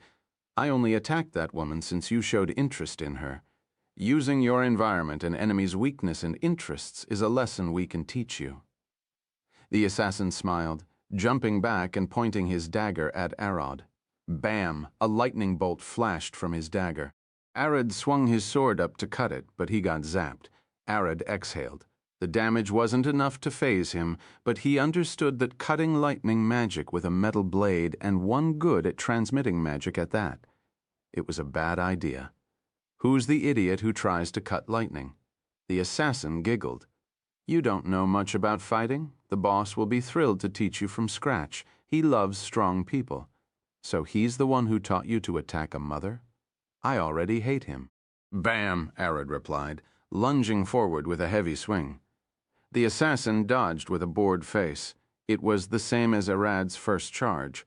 Arad stopped mid-swing, shifting the attack sideway and chasing the assassin's neck. The assassin smiled as he bent backward so much that his head almost touched the ground. His foot rose, kicking Arad in the chin with his soul. The assassin flew sideways and up to the sky, dodging Arad's strike. That hit could have been nasty. "I will test it in my next fight, or on you," the assassin smiled. "Care to shut up? Listening to you is making my head hurt." Arad pointed his sword up. "Firebolt! Firebolt! Firebolt! Firebolt! Firebolt! Firebolt! Firebolt! Firebolt! Firebolt! Firebolt! Firebolt! Firebolt! Firebolt! Firebolt! Sire! Firebolt! Firebolt! Sire! Firebolt! Sire! The assassin gracefully flew between the spells and looked at the slaves, staying a fair distance away. "I know how to pique your interest." He smiled, flying toward them. Arad looked behind him. "I told you to get the fuck away." Arad shouted as he saw the slaver and his slaves staying just a few meters from the bridge's start. Bam! Arad used all his might in a rush, trying to reach the slaves before the assassin. "It's you, woman, the one he doesn't want to get hurt." The assassin smiled, and he threw 2 small knives at the woman. Arad was still on the bridge. Running won't get him in time, and he doesn't want to teleport. Thud. He jumped on the bridge's side, bending his knees. Vroom, boom. The woman screamed, seeing the assassin throw 2 knives at her. The one in her shoulder steel burned like hot iron. Swash, clang, clang, crack.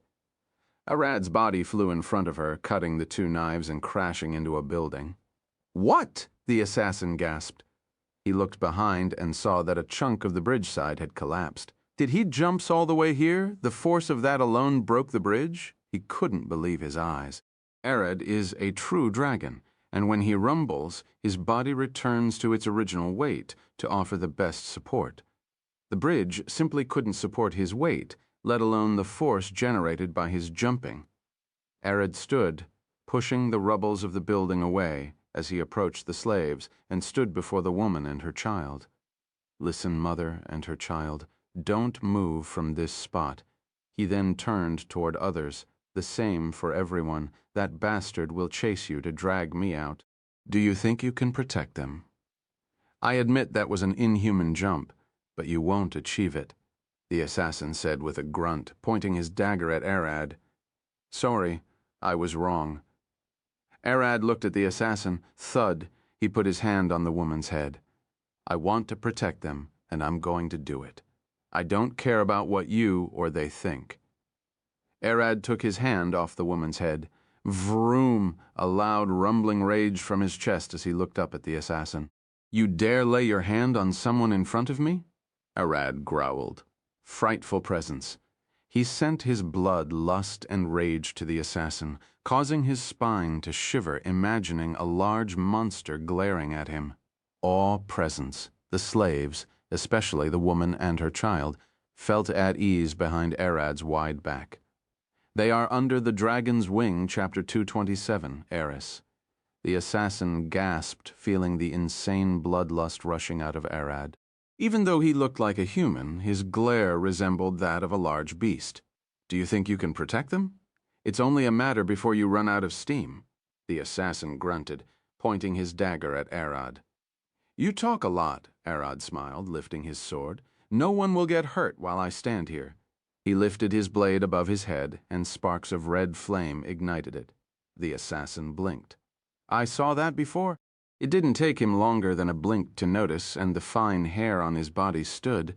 It's that bastard who came here several years ago and almost killed Lord Shavian. He could see Alcott's image in Arad, lifting his blade with zeal. Action surge.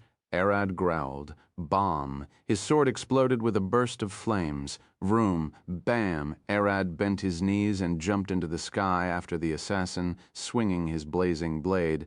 The assassin lifted his daggers. You bastard won't win, he shouted. Action Surge Arad aimed for the assassin's neck, but that strike got deflected, so he aimed at the torso. The assassin wasn't letting go easily, deflecting and attempting to counter Arad's strikes.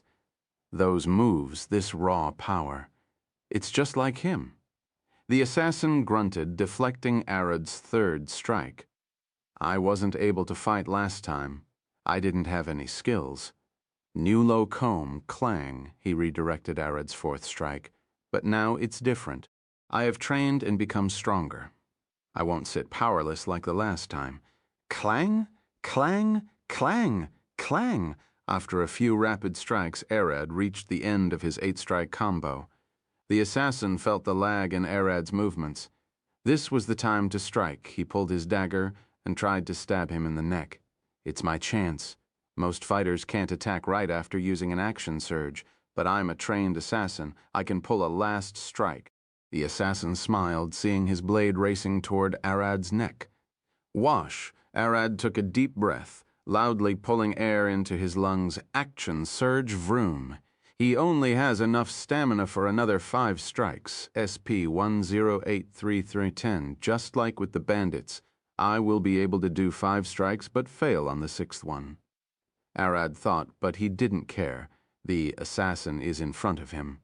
Chop! Arad swung his sword upward, cutting the assassin's arm. The fuck, he can action surge twice! Is he a level 40 fighter? The assassin couldn't believe seeing his wrist flying. Chop, chop, chop. Rad chopped the assassin's other limbs alongside his torso. But on the 6th strike, Arad's vision turned red as blood started pouring from his eyes and ears. A throbbing headache devoured his head as he fell to the ground. Heel with blood. Some of your veins have burst? Boom! The assassin's necklace exploded as the body disappeared. Bam! Arad's body fell on the street. Bam! The assassin reappeared inside their headquarters alongside his severed limbs. The necklace stopped the last fatal attack and teleported him back. Damn it! I was saving this for a big mission, healers. He screamed in pain and 2 men rushed toward him. Ittery, what happened to you? One of them gasped, seeing the bloody mess. Shut the fuck up and attach my arms and legs. It's fucking burns! Ittery screamed his lungs out. Arid's flame had seared his wounds, preventing him from bleeding too much, but also making it harder to reattach his limbs. The 2 healers looked at each other. We will put you to sleep for the time being. Don't resist the magic. One of them put his hand on Eddery's forehead. Sleep, and the assassin fell asleep. After 2 hours, he woke up again in an empty room. His limbs are attached, but feeling awful. That fucker, I will kill him, he growled. No, you won't, Buffin. A woman's voice came from the room corner. Shut up, fuck up, Eris. It's not your job. He glared at the brown-haired woman glaring at him with glowing red eyes. Eris smiled, approaching Eddery. You need to rest for the twin mission. It's Connor's decision, but I will take over for now. Eddery sighed. Fine, I understand. We can't mess up the job. He turned toward the bedside table. But it had no water. Want something? Eris looked at him with a gentle smile. Water? Where is it? Eddery asked, feeling his lips as dry as sand. You've been flailing your arms around, so I moved it away. She turned around and walked toward the table at the room corner. She picked up the water jug and handed it to Eddery. Don't drink too much. You might hurt yourself, she said with a gentle face. Eddery looked at the jug and then at Eris. Sorry for yelling at you. You've been here by my side. It's my job as your mentor. Eris sighed. I'm used to people like you, so don't worry about it. She shook her head, resting her fists on her hips. Eddery lifted the jug and took a large gulp of water. Drink slowly, Eris sighed. I just need a bit of water. I lost too much blood. Eddery put the jug down with a smile. That felt refreshing. That guy has been spotted with Scarlet. Connor wants him dead as soon as possible. So there are no unknown variables, Eris said with a worried face. Seeing how he defeated you, he's dangerous. The motherfucker reminded me of that Alcott. The way he swings his blade is very similar. He looked at Eris. It's possible he trained him, and he's also a werewolf. Eris smiled. I also heard he pulled the rug from beneath the Thieves' Guild feet. Connor was right to see him as a large problem. Eddery felt a slight burn in the back of his throat and coughed. Are you okay? Eris stared at him. Something is burning in my throat. Eddery grabbed his neck, gasping for air. I told you to not drink quickly. Eris sighed, handing him the jug. Just take a sip. You might feel better. Eddery took a sip and his head started spinning. The last thing he saw was Eris smiling with a small paper pouch in her fingers that said, Anti-salt. Eddery started shaking, having a stroke as Eris walked to the window. Bad luck for you, Eddery. But I found someone more interesting. She smiled, jumping out. The anti-salt poison draws salt from the blood, causing water to flow from it to the cells in a matter of seconds. Water moves towards salt eventually, causing Eddery's brain to swell and crush at the walls of his skull and cause the stroke. Chapter 228. Eris, director of the Purple Worm's funeral parlor. Thud. Eris jumped out of the window, leaving the dead man lying on his bed. She landed in the back alleyways and walked to the main streets with an empty face. Let's see if you're as powerful as you seem. She walked toward the market, but I still have some work to do. After just a few minutes, she stood before a large building and smiled. The Purple Worm's funeral parlor. She pushed the door and walked in with a smile, seeing a bunch of men lined up. Ho-ho. There are a lot of people here. The moment they heard her voice, they gasped and stared back. It's the director. Yes, it's me. Did James finally kick the bucket? I told the bastard to pay in advance. Eris walked between them, pushing them aside with a smile. She approached the large bag and looked inside. James' corpse was there. Stabbed to death, I expected him to get pummeled to death with a club. She looked back at his friends, smiling. You find that funny? One of them growled, glaring at her. Of course it's funny, Eris laughed. Isn't death a natural thing? Only idiots don't count for their demise. No one walks around expecting to die. Another man growled. If you lived on the surface, I might understand your foolishness. But you're living in Rita, of all places. Eris smiled. You're walking corpses. I've seen so much like you in the past year, and I'm not confident you will survive till the next year. She opened a small cabinet. Everyone in the room gasped. They could see empty ash jars with their names written on them. See, I'm ready for you at any time. Just don't forget to pay. You bitch! One of the men pulled his sword and swung at her. Swash. Eris pulled a spear out of nowhere, pointing at the man's neck. I need another customer. Want to get cremated or embalmed for burying. Hoy, stop it. Don't anger her. Another man grabbed his friend. I'm not angry. I'm just stating a fact. It doesn't matter if I kill him or a random thug. It will all end with his naked corpse over there like Jame. She swung her spear, and it disappeared in a puff of fire. Creak. The door opened up, and one of the healers looked at Eris while panting. Edry died, he gasped. I see, Edry didn't look well when I was with him, Eris said with a blank face. Sorry, he was your disciple. We tried everything but couldn't bring him back. The healer looked down. It isn't your fault. His time ended. That's all. Eris approached the healer. Forget about Edry and focus on those still living. Bring him to me later and I will cremate him. Eris patted the healer's shoulder. Thud. Bam. The man who spoke with Eris earlier rushed at her, swinging his blade at her back. Bomb with a gust of flames. Eris's spear emerged from her palm and pierced the man's chest before he could close. She didn't even look at him.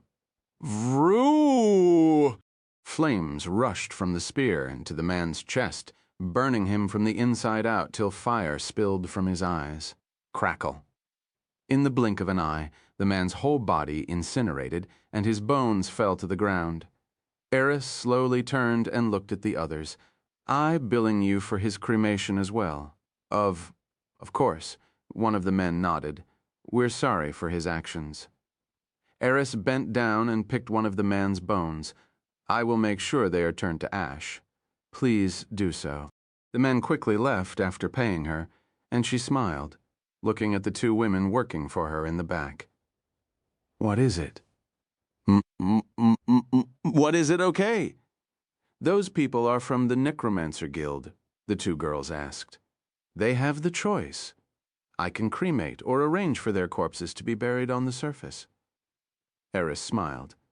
And if I don't do any of those two, the corpses will be taken by their guild and turned into necromantic testing subjects. The two girls looked at each other.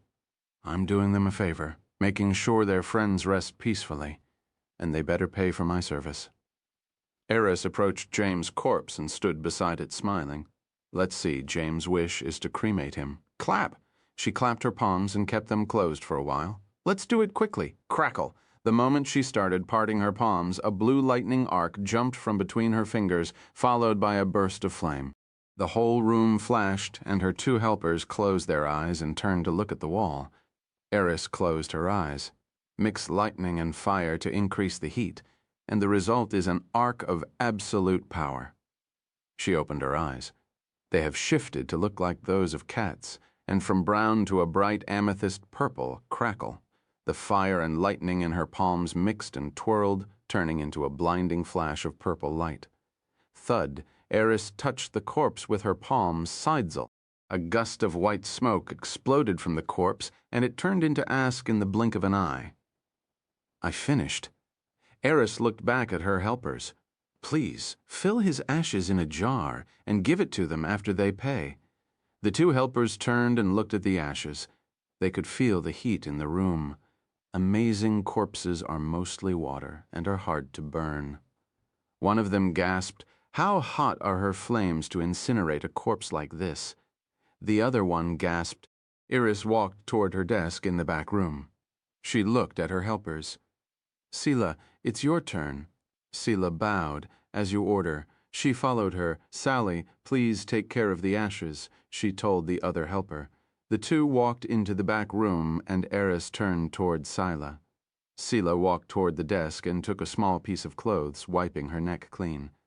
Eris approached her and took a bite. You rarely drink blood. Is there a big fight coming?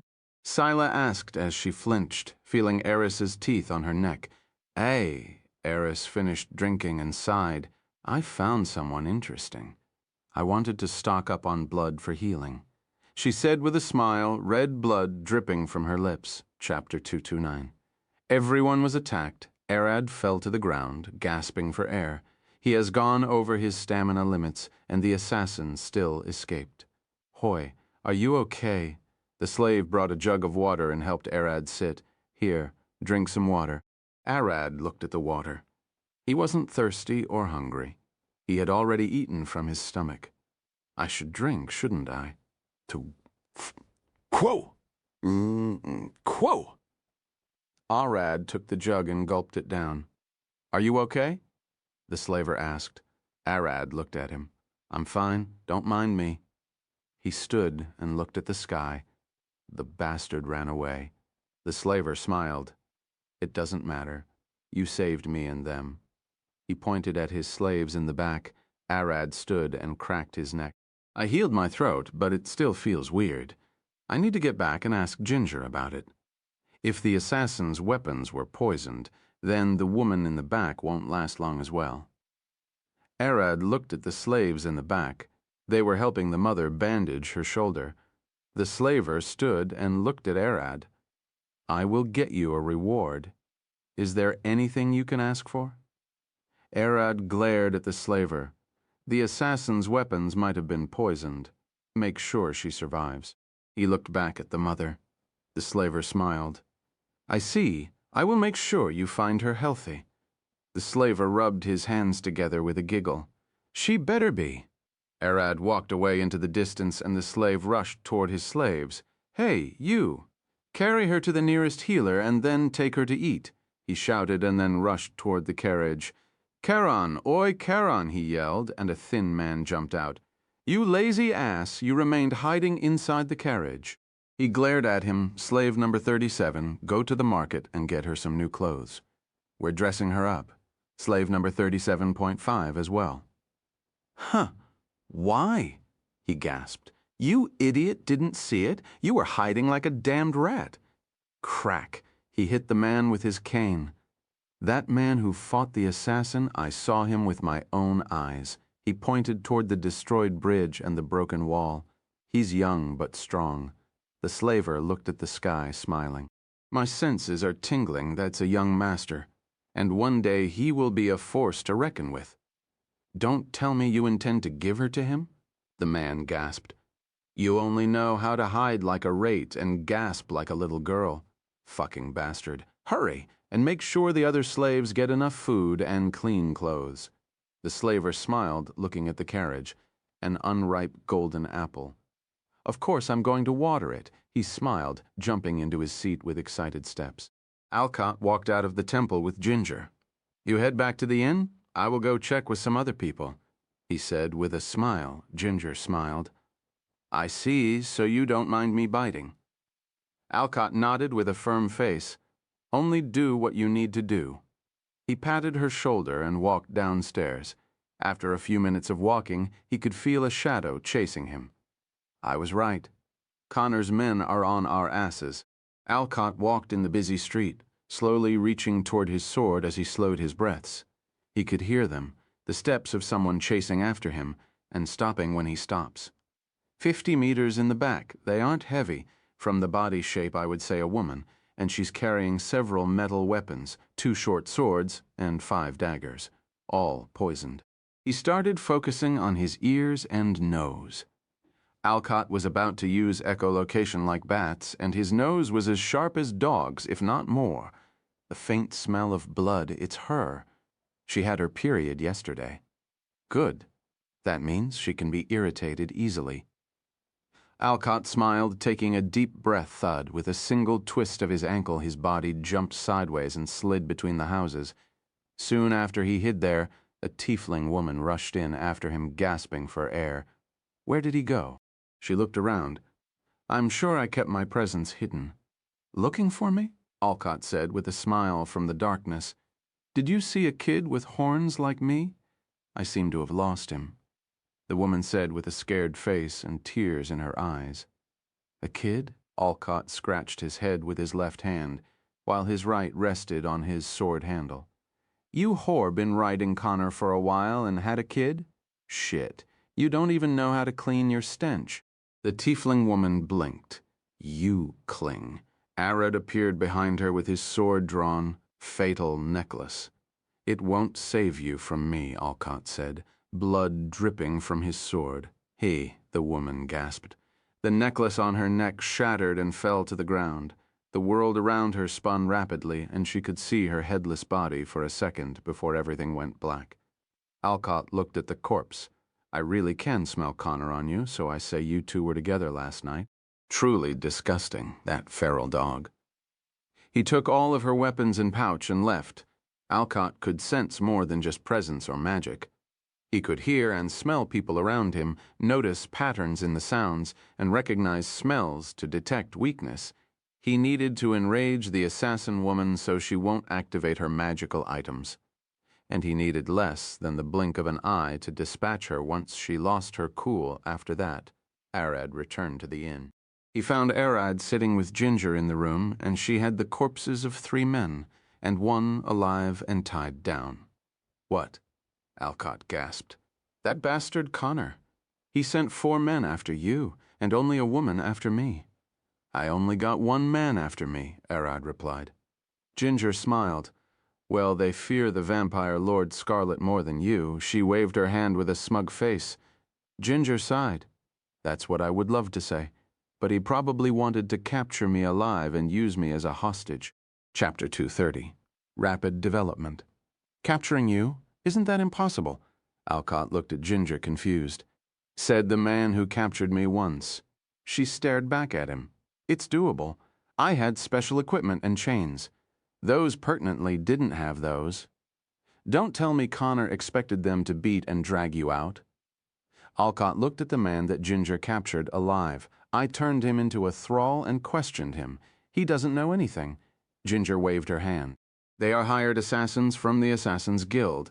Their mission was to kill or bring me alive and get a bonus." Ginger stood. "I was thinking of letting him go back to report, and then who follow the contact to Connor." She approached the man. "You can do that, can't you?" Glaring at his eyes. "As you order." The man spoke with a straight face. Arad sat on a chair and watched Ginger. Her blood magic was amazing. She brainwashed the man with a single gaze. Alcott smiled as he untied the brainwashed man and led him out of the room. "Make sure to lead us to him." He then got back into the room. "What should we do now?" Arad asked. "Wait and carry on with our preparation. Fighting Connor won't be easy." Alcott sat on a chair. "I, Ginger, and John will deal with him. You support us from the back and don't get into direct fighting. He should be a powerful werewolf, and you could lose your head before you know it." Alcott is right. Ginger looked at Arad with a serious face. "You don't have any skills with the sword or magic." Alcott nodded. "Your abilities aren't honed as you didn't have enough time to practice them." He pulled his sword. "It took me 25 years to master my strength, but I'm sure you can reach my level in a year or 2. Alcott is right. You're a dragon that will live for thousands of years, and you also have vampirism and lycanthropy. I'm sure you will live far longer." Ginger nodded. "You will amass more strength than mortal can imagine, but take it slow at the start." Arad sighed. "I won't do anything reckless." He walked toward the door and slowly looked back. "I will go look for a room to myself. Please excuse me." "Yeah, we only rented 1 room. You could sleep with us. It's like camping." Ginger smiled. "I prefer to have my room." Arad walked out of the room and headed downstairs to the inn owner. The inn owner stood behind his wooden counter, shaking some drinks for the thugs sitting around when Arad walked in. "I want a separate room. Got one?" he asked, putting his hand on the counter. "There is an empty room, but it needs some cleaning," the owner said, wiping a glass. "Novel? Cleaning?" Arad glared at the owner. "I need the room now." He wanted to go inside and wait for something to happen. Ahem. The owner cleared his throat, approaching Arad and whispering, "A woman brought a man with her to her room to have fun." He looked around. "Let's just say he didn't get out of it in one piece." "What?" Arad glared at him. "Her friends are cleaning the mess, so please wait for a moment." The owner nodded. My stomach turned when I entered the room earlier. Arad stood. "Fine, I will go out. Make sure the room is ready when I come back." The owner nodded. "I will make it happen." He bowed slightly, and Arad left the inn. "How about I go destroy the assassins while I have the time? Don't chase troubles." "Don't worry. I will just cut a boulder from the cavern ceiling and drop it on their base," Arad smiled. "Natural disaster. Who would know?" "Okay, that plan might work, but don't hit other people." Arad walked through the street with a smile. Ginger pulled a crystal ball from her pocket and looked at it.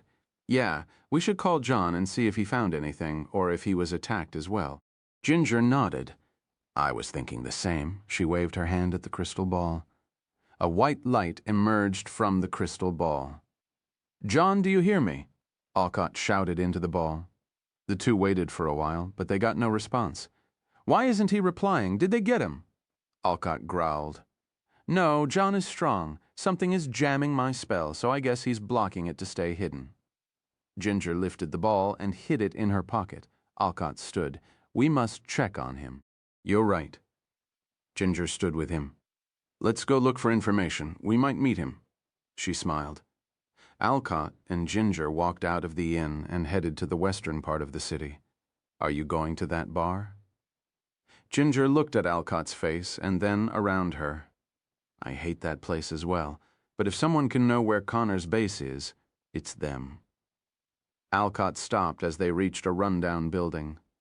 The Rippers. Even I find those people crazy. Ginger felt a shiver run down her spine. Alcott pushed the door open and walked inside. He looked around to see some people eating raw flesh in the corner. He turned around, disgusted, as he headed toward the counter. Alcott pulled a chair for Ginger to sit on and then took one for himself. He sat beside her and looked at the owner. "Heard any news?" The owner looked at him and then turned around. "I didn't." Alcott sighed. "You know it isn't healthy to not talk for a long time?" Alcott called from his chair. "Ha ha ha ha!" A man burst laughing in the back. "Alcott, you've grown old, you bastard." Alcott turned around with a vein bulging on his forehead. A brown-haired man sat on a table in the back, his golden eyes glowing in the dark as he smirked. "The hell took you so long? I'd finished 5 people before you showed up. Connor, you accursed werewolf!" Alcott growled. Ginger looked beside Connor, seeing a pile of human bones. The man has been gorging himself on human flesh. Chapter 231 bonus, I came for revenge. "You're quite confident to await us here." Ginger smiled, her blood magic oozing out. Alcott grabbed his sword with an enraged face. Fist for humans, sword for monsters. Bam! He lunged forward at a blinding speed, swinging his sword with full force. Connor smiled, his golden eyes glowing as fine hair covered his face. A thin layer of bones covered his fingers as he caught Alcott's strike. Clang. Fangs for cattle, claws for the likes of you. Swash. Ginger appeared behind Connor. "I don't agree with that, not anymore. Clap." She clapped her hands together. Blood magic. 1,000 stakes of blood. Thud. Connor jumped to the side, and a long stone spear rushed from the ground. The spell Ginger used was one of her favorites. It creates 1,000 stone spears that rush from the ground, aiming at the target's crotch and impaling them to the head. She once used it to repel an army. Saying that 1,000 people had to stake up their assess was an understatement. Bam, bam, bam. Connor jumped from one spot to the other, dodging the stakes and flipping around. Alcott didn't give him any time and rushed in, dancing between the stakes and swinging his sword, chasing dance. Using the intricate movement of his joints, torso, and legs, Alcott created a single swing that chased Connor's neck. Connor smiled. "Good, you two are of the highest quality meat I saw in years. I'm sure to get stronger after eating you." Arad walked through the streets.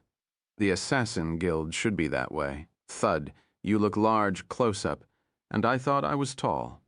A giggling voice called him from the crowd. When Arad turned, he could see a woman staring at him with a smile.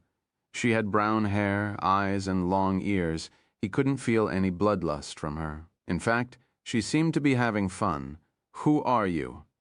Arad looked at her, feeling a cold chill on his back. "Kill her. She's a problem. I came here looking for you. Can we dance together at the edge of life?" She smiled, lifting her hand. "She's a purple one. Get away from her now." Mom shouted in, "Hee hee." Eris smiled, her eyes flashing purple as a red spear burst from her palm. Crackle, lightning flashed from Eris's arm and reached her spear, turning it into a bright purple color. "Can you take this?" She smiled from ear to ear, staring at him with an evil grin. "Vroom!" Arad's body vibrated, his eyes flashing purple as flames covered his left fist, and Alcott's sword emerged in his right hand. The flames on his palm shifted from red to blue, and lastly into a pure white blasé. A fully refined spell, Arad knew. This woman is a problem. The fact she pulled a weapon without him feeling anything from her was strange. She wasn't here to kill him. She was here to have fun. Bam! Arad lunged forward, swinging his sword at Eris's neck, blazing fire. Eris spun her spear, deflecting Arad's attack with ease and swinging at his arm. Swash! The spear passed right through. Even though she hit him with a shaft, there was no bludgeoning damage. Eris's plasma spear burned right through Arad's arm like a hot knife through butter. She sliced his right arm right off and seared the wound closed. Thud! Arad jumped back, glaring at his severed arm. "Gah! Gah!" The people around them in the street screamed, running away as soon as the fight started. Arad tried to heal his arm, but he couldn't. The seared flesh prevented him from starting the blood regeneration process. "You aren't screaming." "I like it." Eris stared at him with a blushing face. "It's been a while since my attacks didn't cremate someone." Arad lifted his left hand. Gravity magic thud. He pulled his severed arm. The wound on it is seared as well. His eyes flashed with a golden light. Jaw of the beast, Arad's cheek muscles retreated back into his skull, revealing his wide jaw. Crunch! He took a bite of his arm, ripping the seared part off from both the forearm and upper arm. Eris watched in shock. "What are you doing?" Arad's eyes flashed red. Crack! His arm connected as soon as his regeneration kicked back in. Crackle! Lightning and flames started gushing out of Arad's arms and back as gravity magic surrounded him. "You aren't cremating anyone today," he declared. Clang, clang. Alcott and Connor clashed, exchanging strikes one after the other as everyone ran out of the bar. Ginger started casting magic with one hand while trying to contact John with her other hand using the crystal orb. "John, John, forget secrecy," Connor showed himself. She shouted into the ball as hard as she could. "No use, it's useless, useless," Connor shouted with a smile on his face. "You two already lost the moment you met me. Only blame yourself for what's happening next." Growl, growl, thick fur covering his skin as his muscles bulged, his shirt exploded, and his pants almost ripped off. Alcott took the chance to swing as Connor's neck hit him, but the bastard was wearing a fatal necklace that took the hit for him. Connor stood with his knees bent and hands on the ground, thick mist gushing from his massive wolf-like jaw. A werewolf in the flesh. The alpha of Rita's city stood before them. Bam! Connor used his powerful muscles and wolf-like leg and ligaments to launch himself forward at mind-boggling speed. Fast! Alcott gasped as Connor ignored him and swung at Ginger, clawing a chunk of her torso and chest. Blood. Ginger puked blood. Such a hit wasn't fatal for her. She can regenerate. But if she got hit a second time before that, she's done for. Connor turned to swing at her head. Clap! Alcott rushed in, his body half covered in hair and with bloodshot eyes. He cleaved Connor's arm. Cleaved Connor's arm. "You fucker." Connor smiled as his arm instantly regrew. "That's it. The monster who killed my father. I was worried you have forgotten your nature." Alcott didn't care to hear another word from Connor using his full might. Actions surge, adrenaline rush, wash, something burst through the wall, flying in and carrying Connor away from Alcott's strike. What? Ginger gasped as she healed. No, no, no! Unler, O Okot! And Ginger looked to the side, seeing a skeleton standing beside Connor with something in his hand. Thanks, Father. Connor smiled. That was Shavian. A lich? Ginger gasped. Shavian looked at Alcott. You killed me, and I came for revenge. He threw the object in his hand toward Alcott's legs. It was John's head, Chapter 232, Losing Fight. Bomb! A woman ran away from a fiery explosion in the middle of the city. God save us. The city is burning to the ground. She looked back, seeing a whole building bursting into flames. Bam! Arid slid across the street, his feet leaving a trail on the ground as he kept his eyes on Eris. He opened his mouth. Roar in an instant. He sent a lightning blast toward her. Eris laughed, swinging her spear to the left and deflecting the lightning. You can't hurt me with fire or lightning, she laughed, and a whole carriage flew toward her, and she swung her spear up and burned the entire thing. Eris looked toward Arad, seeing him lifting a second carriage with two hands. The fuck? She gasped. She had already guessed he was a strange sorcerer, but where that monstrous strength is coming from. Gra! Arad shouted as he threw the carriage at her. You aren't a draconic bloodline. Do you have the blood of a fire giant and a lightning one? Eris smiled.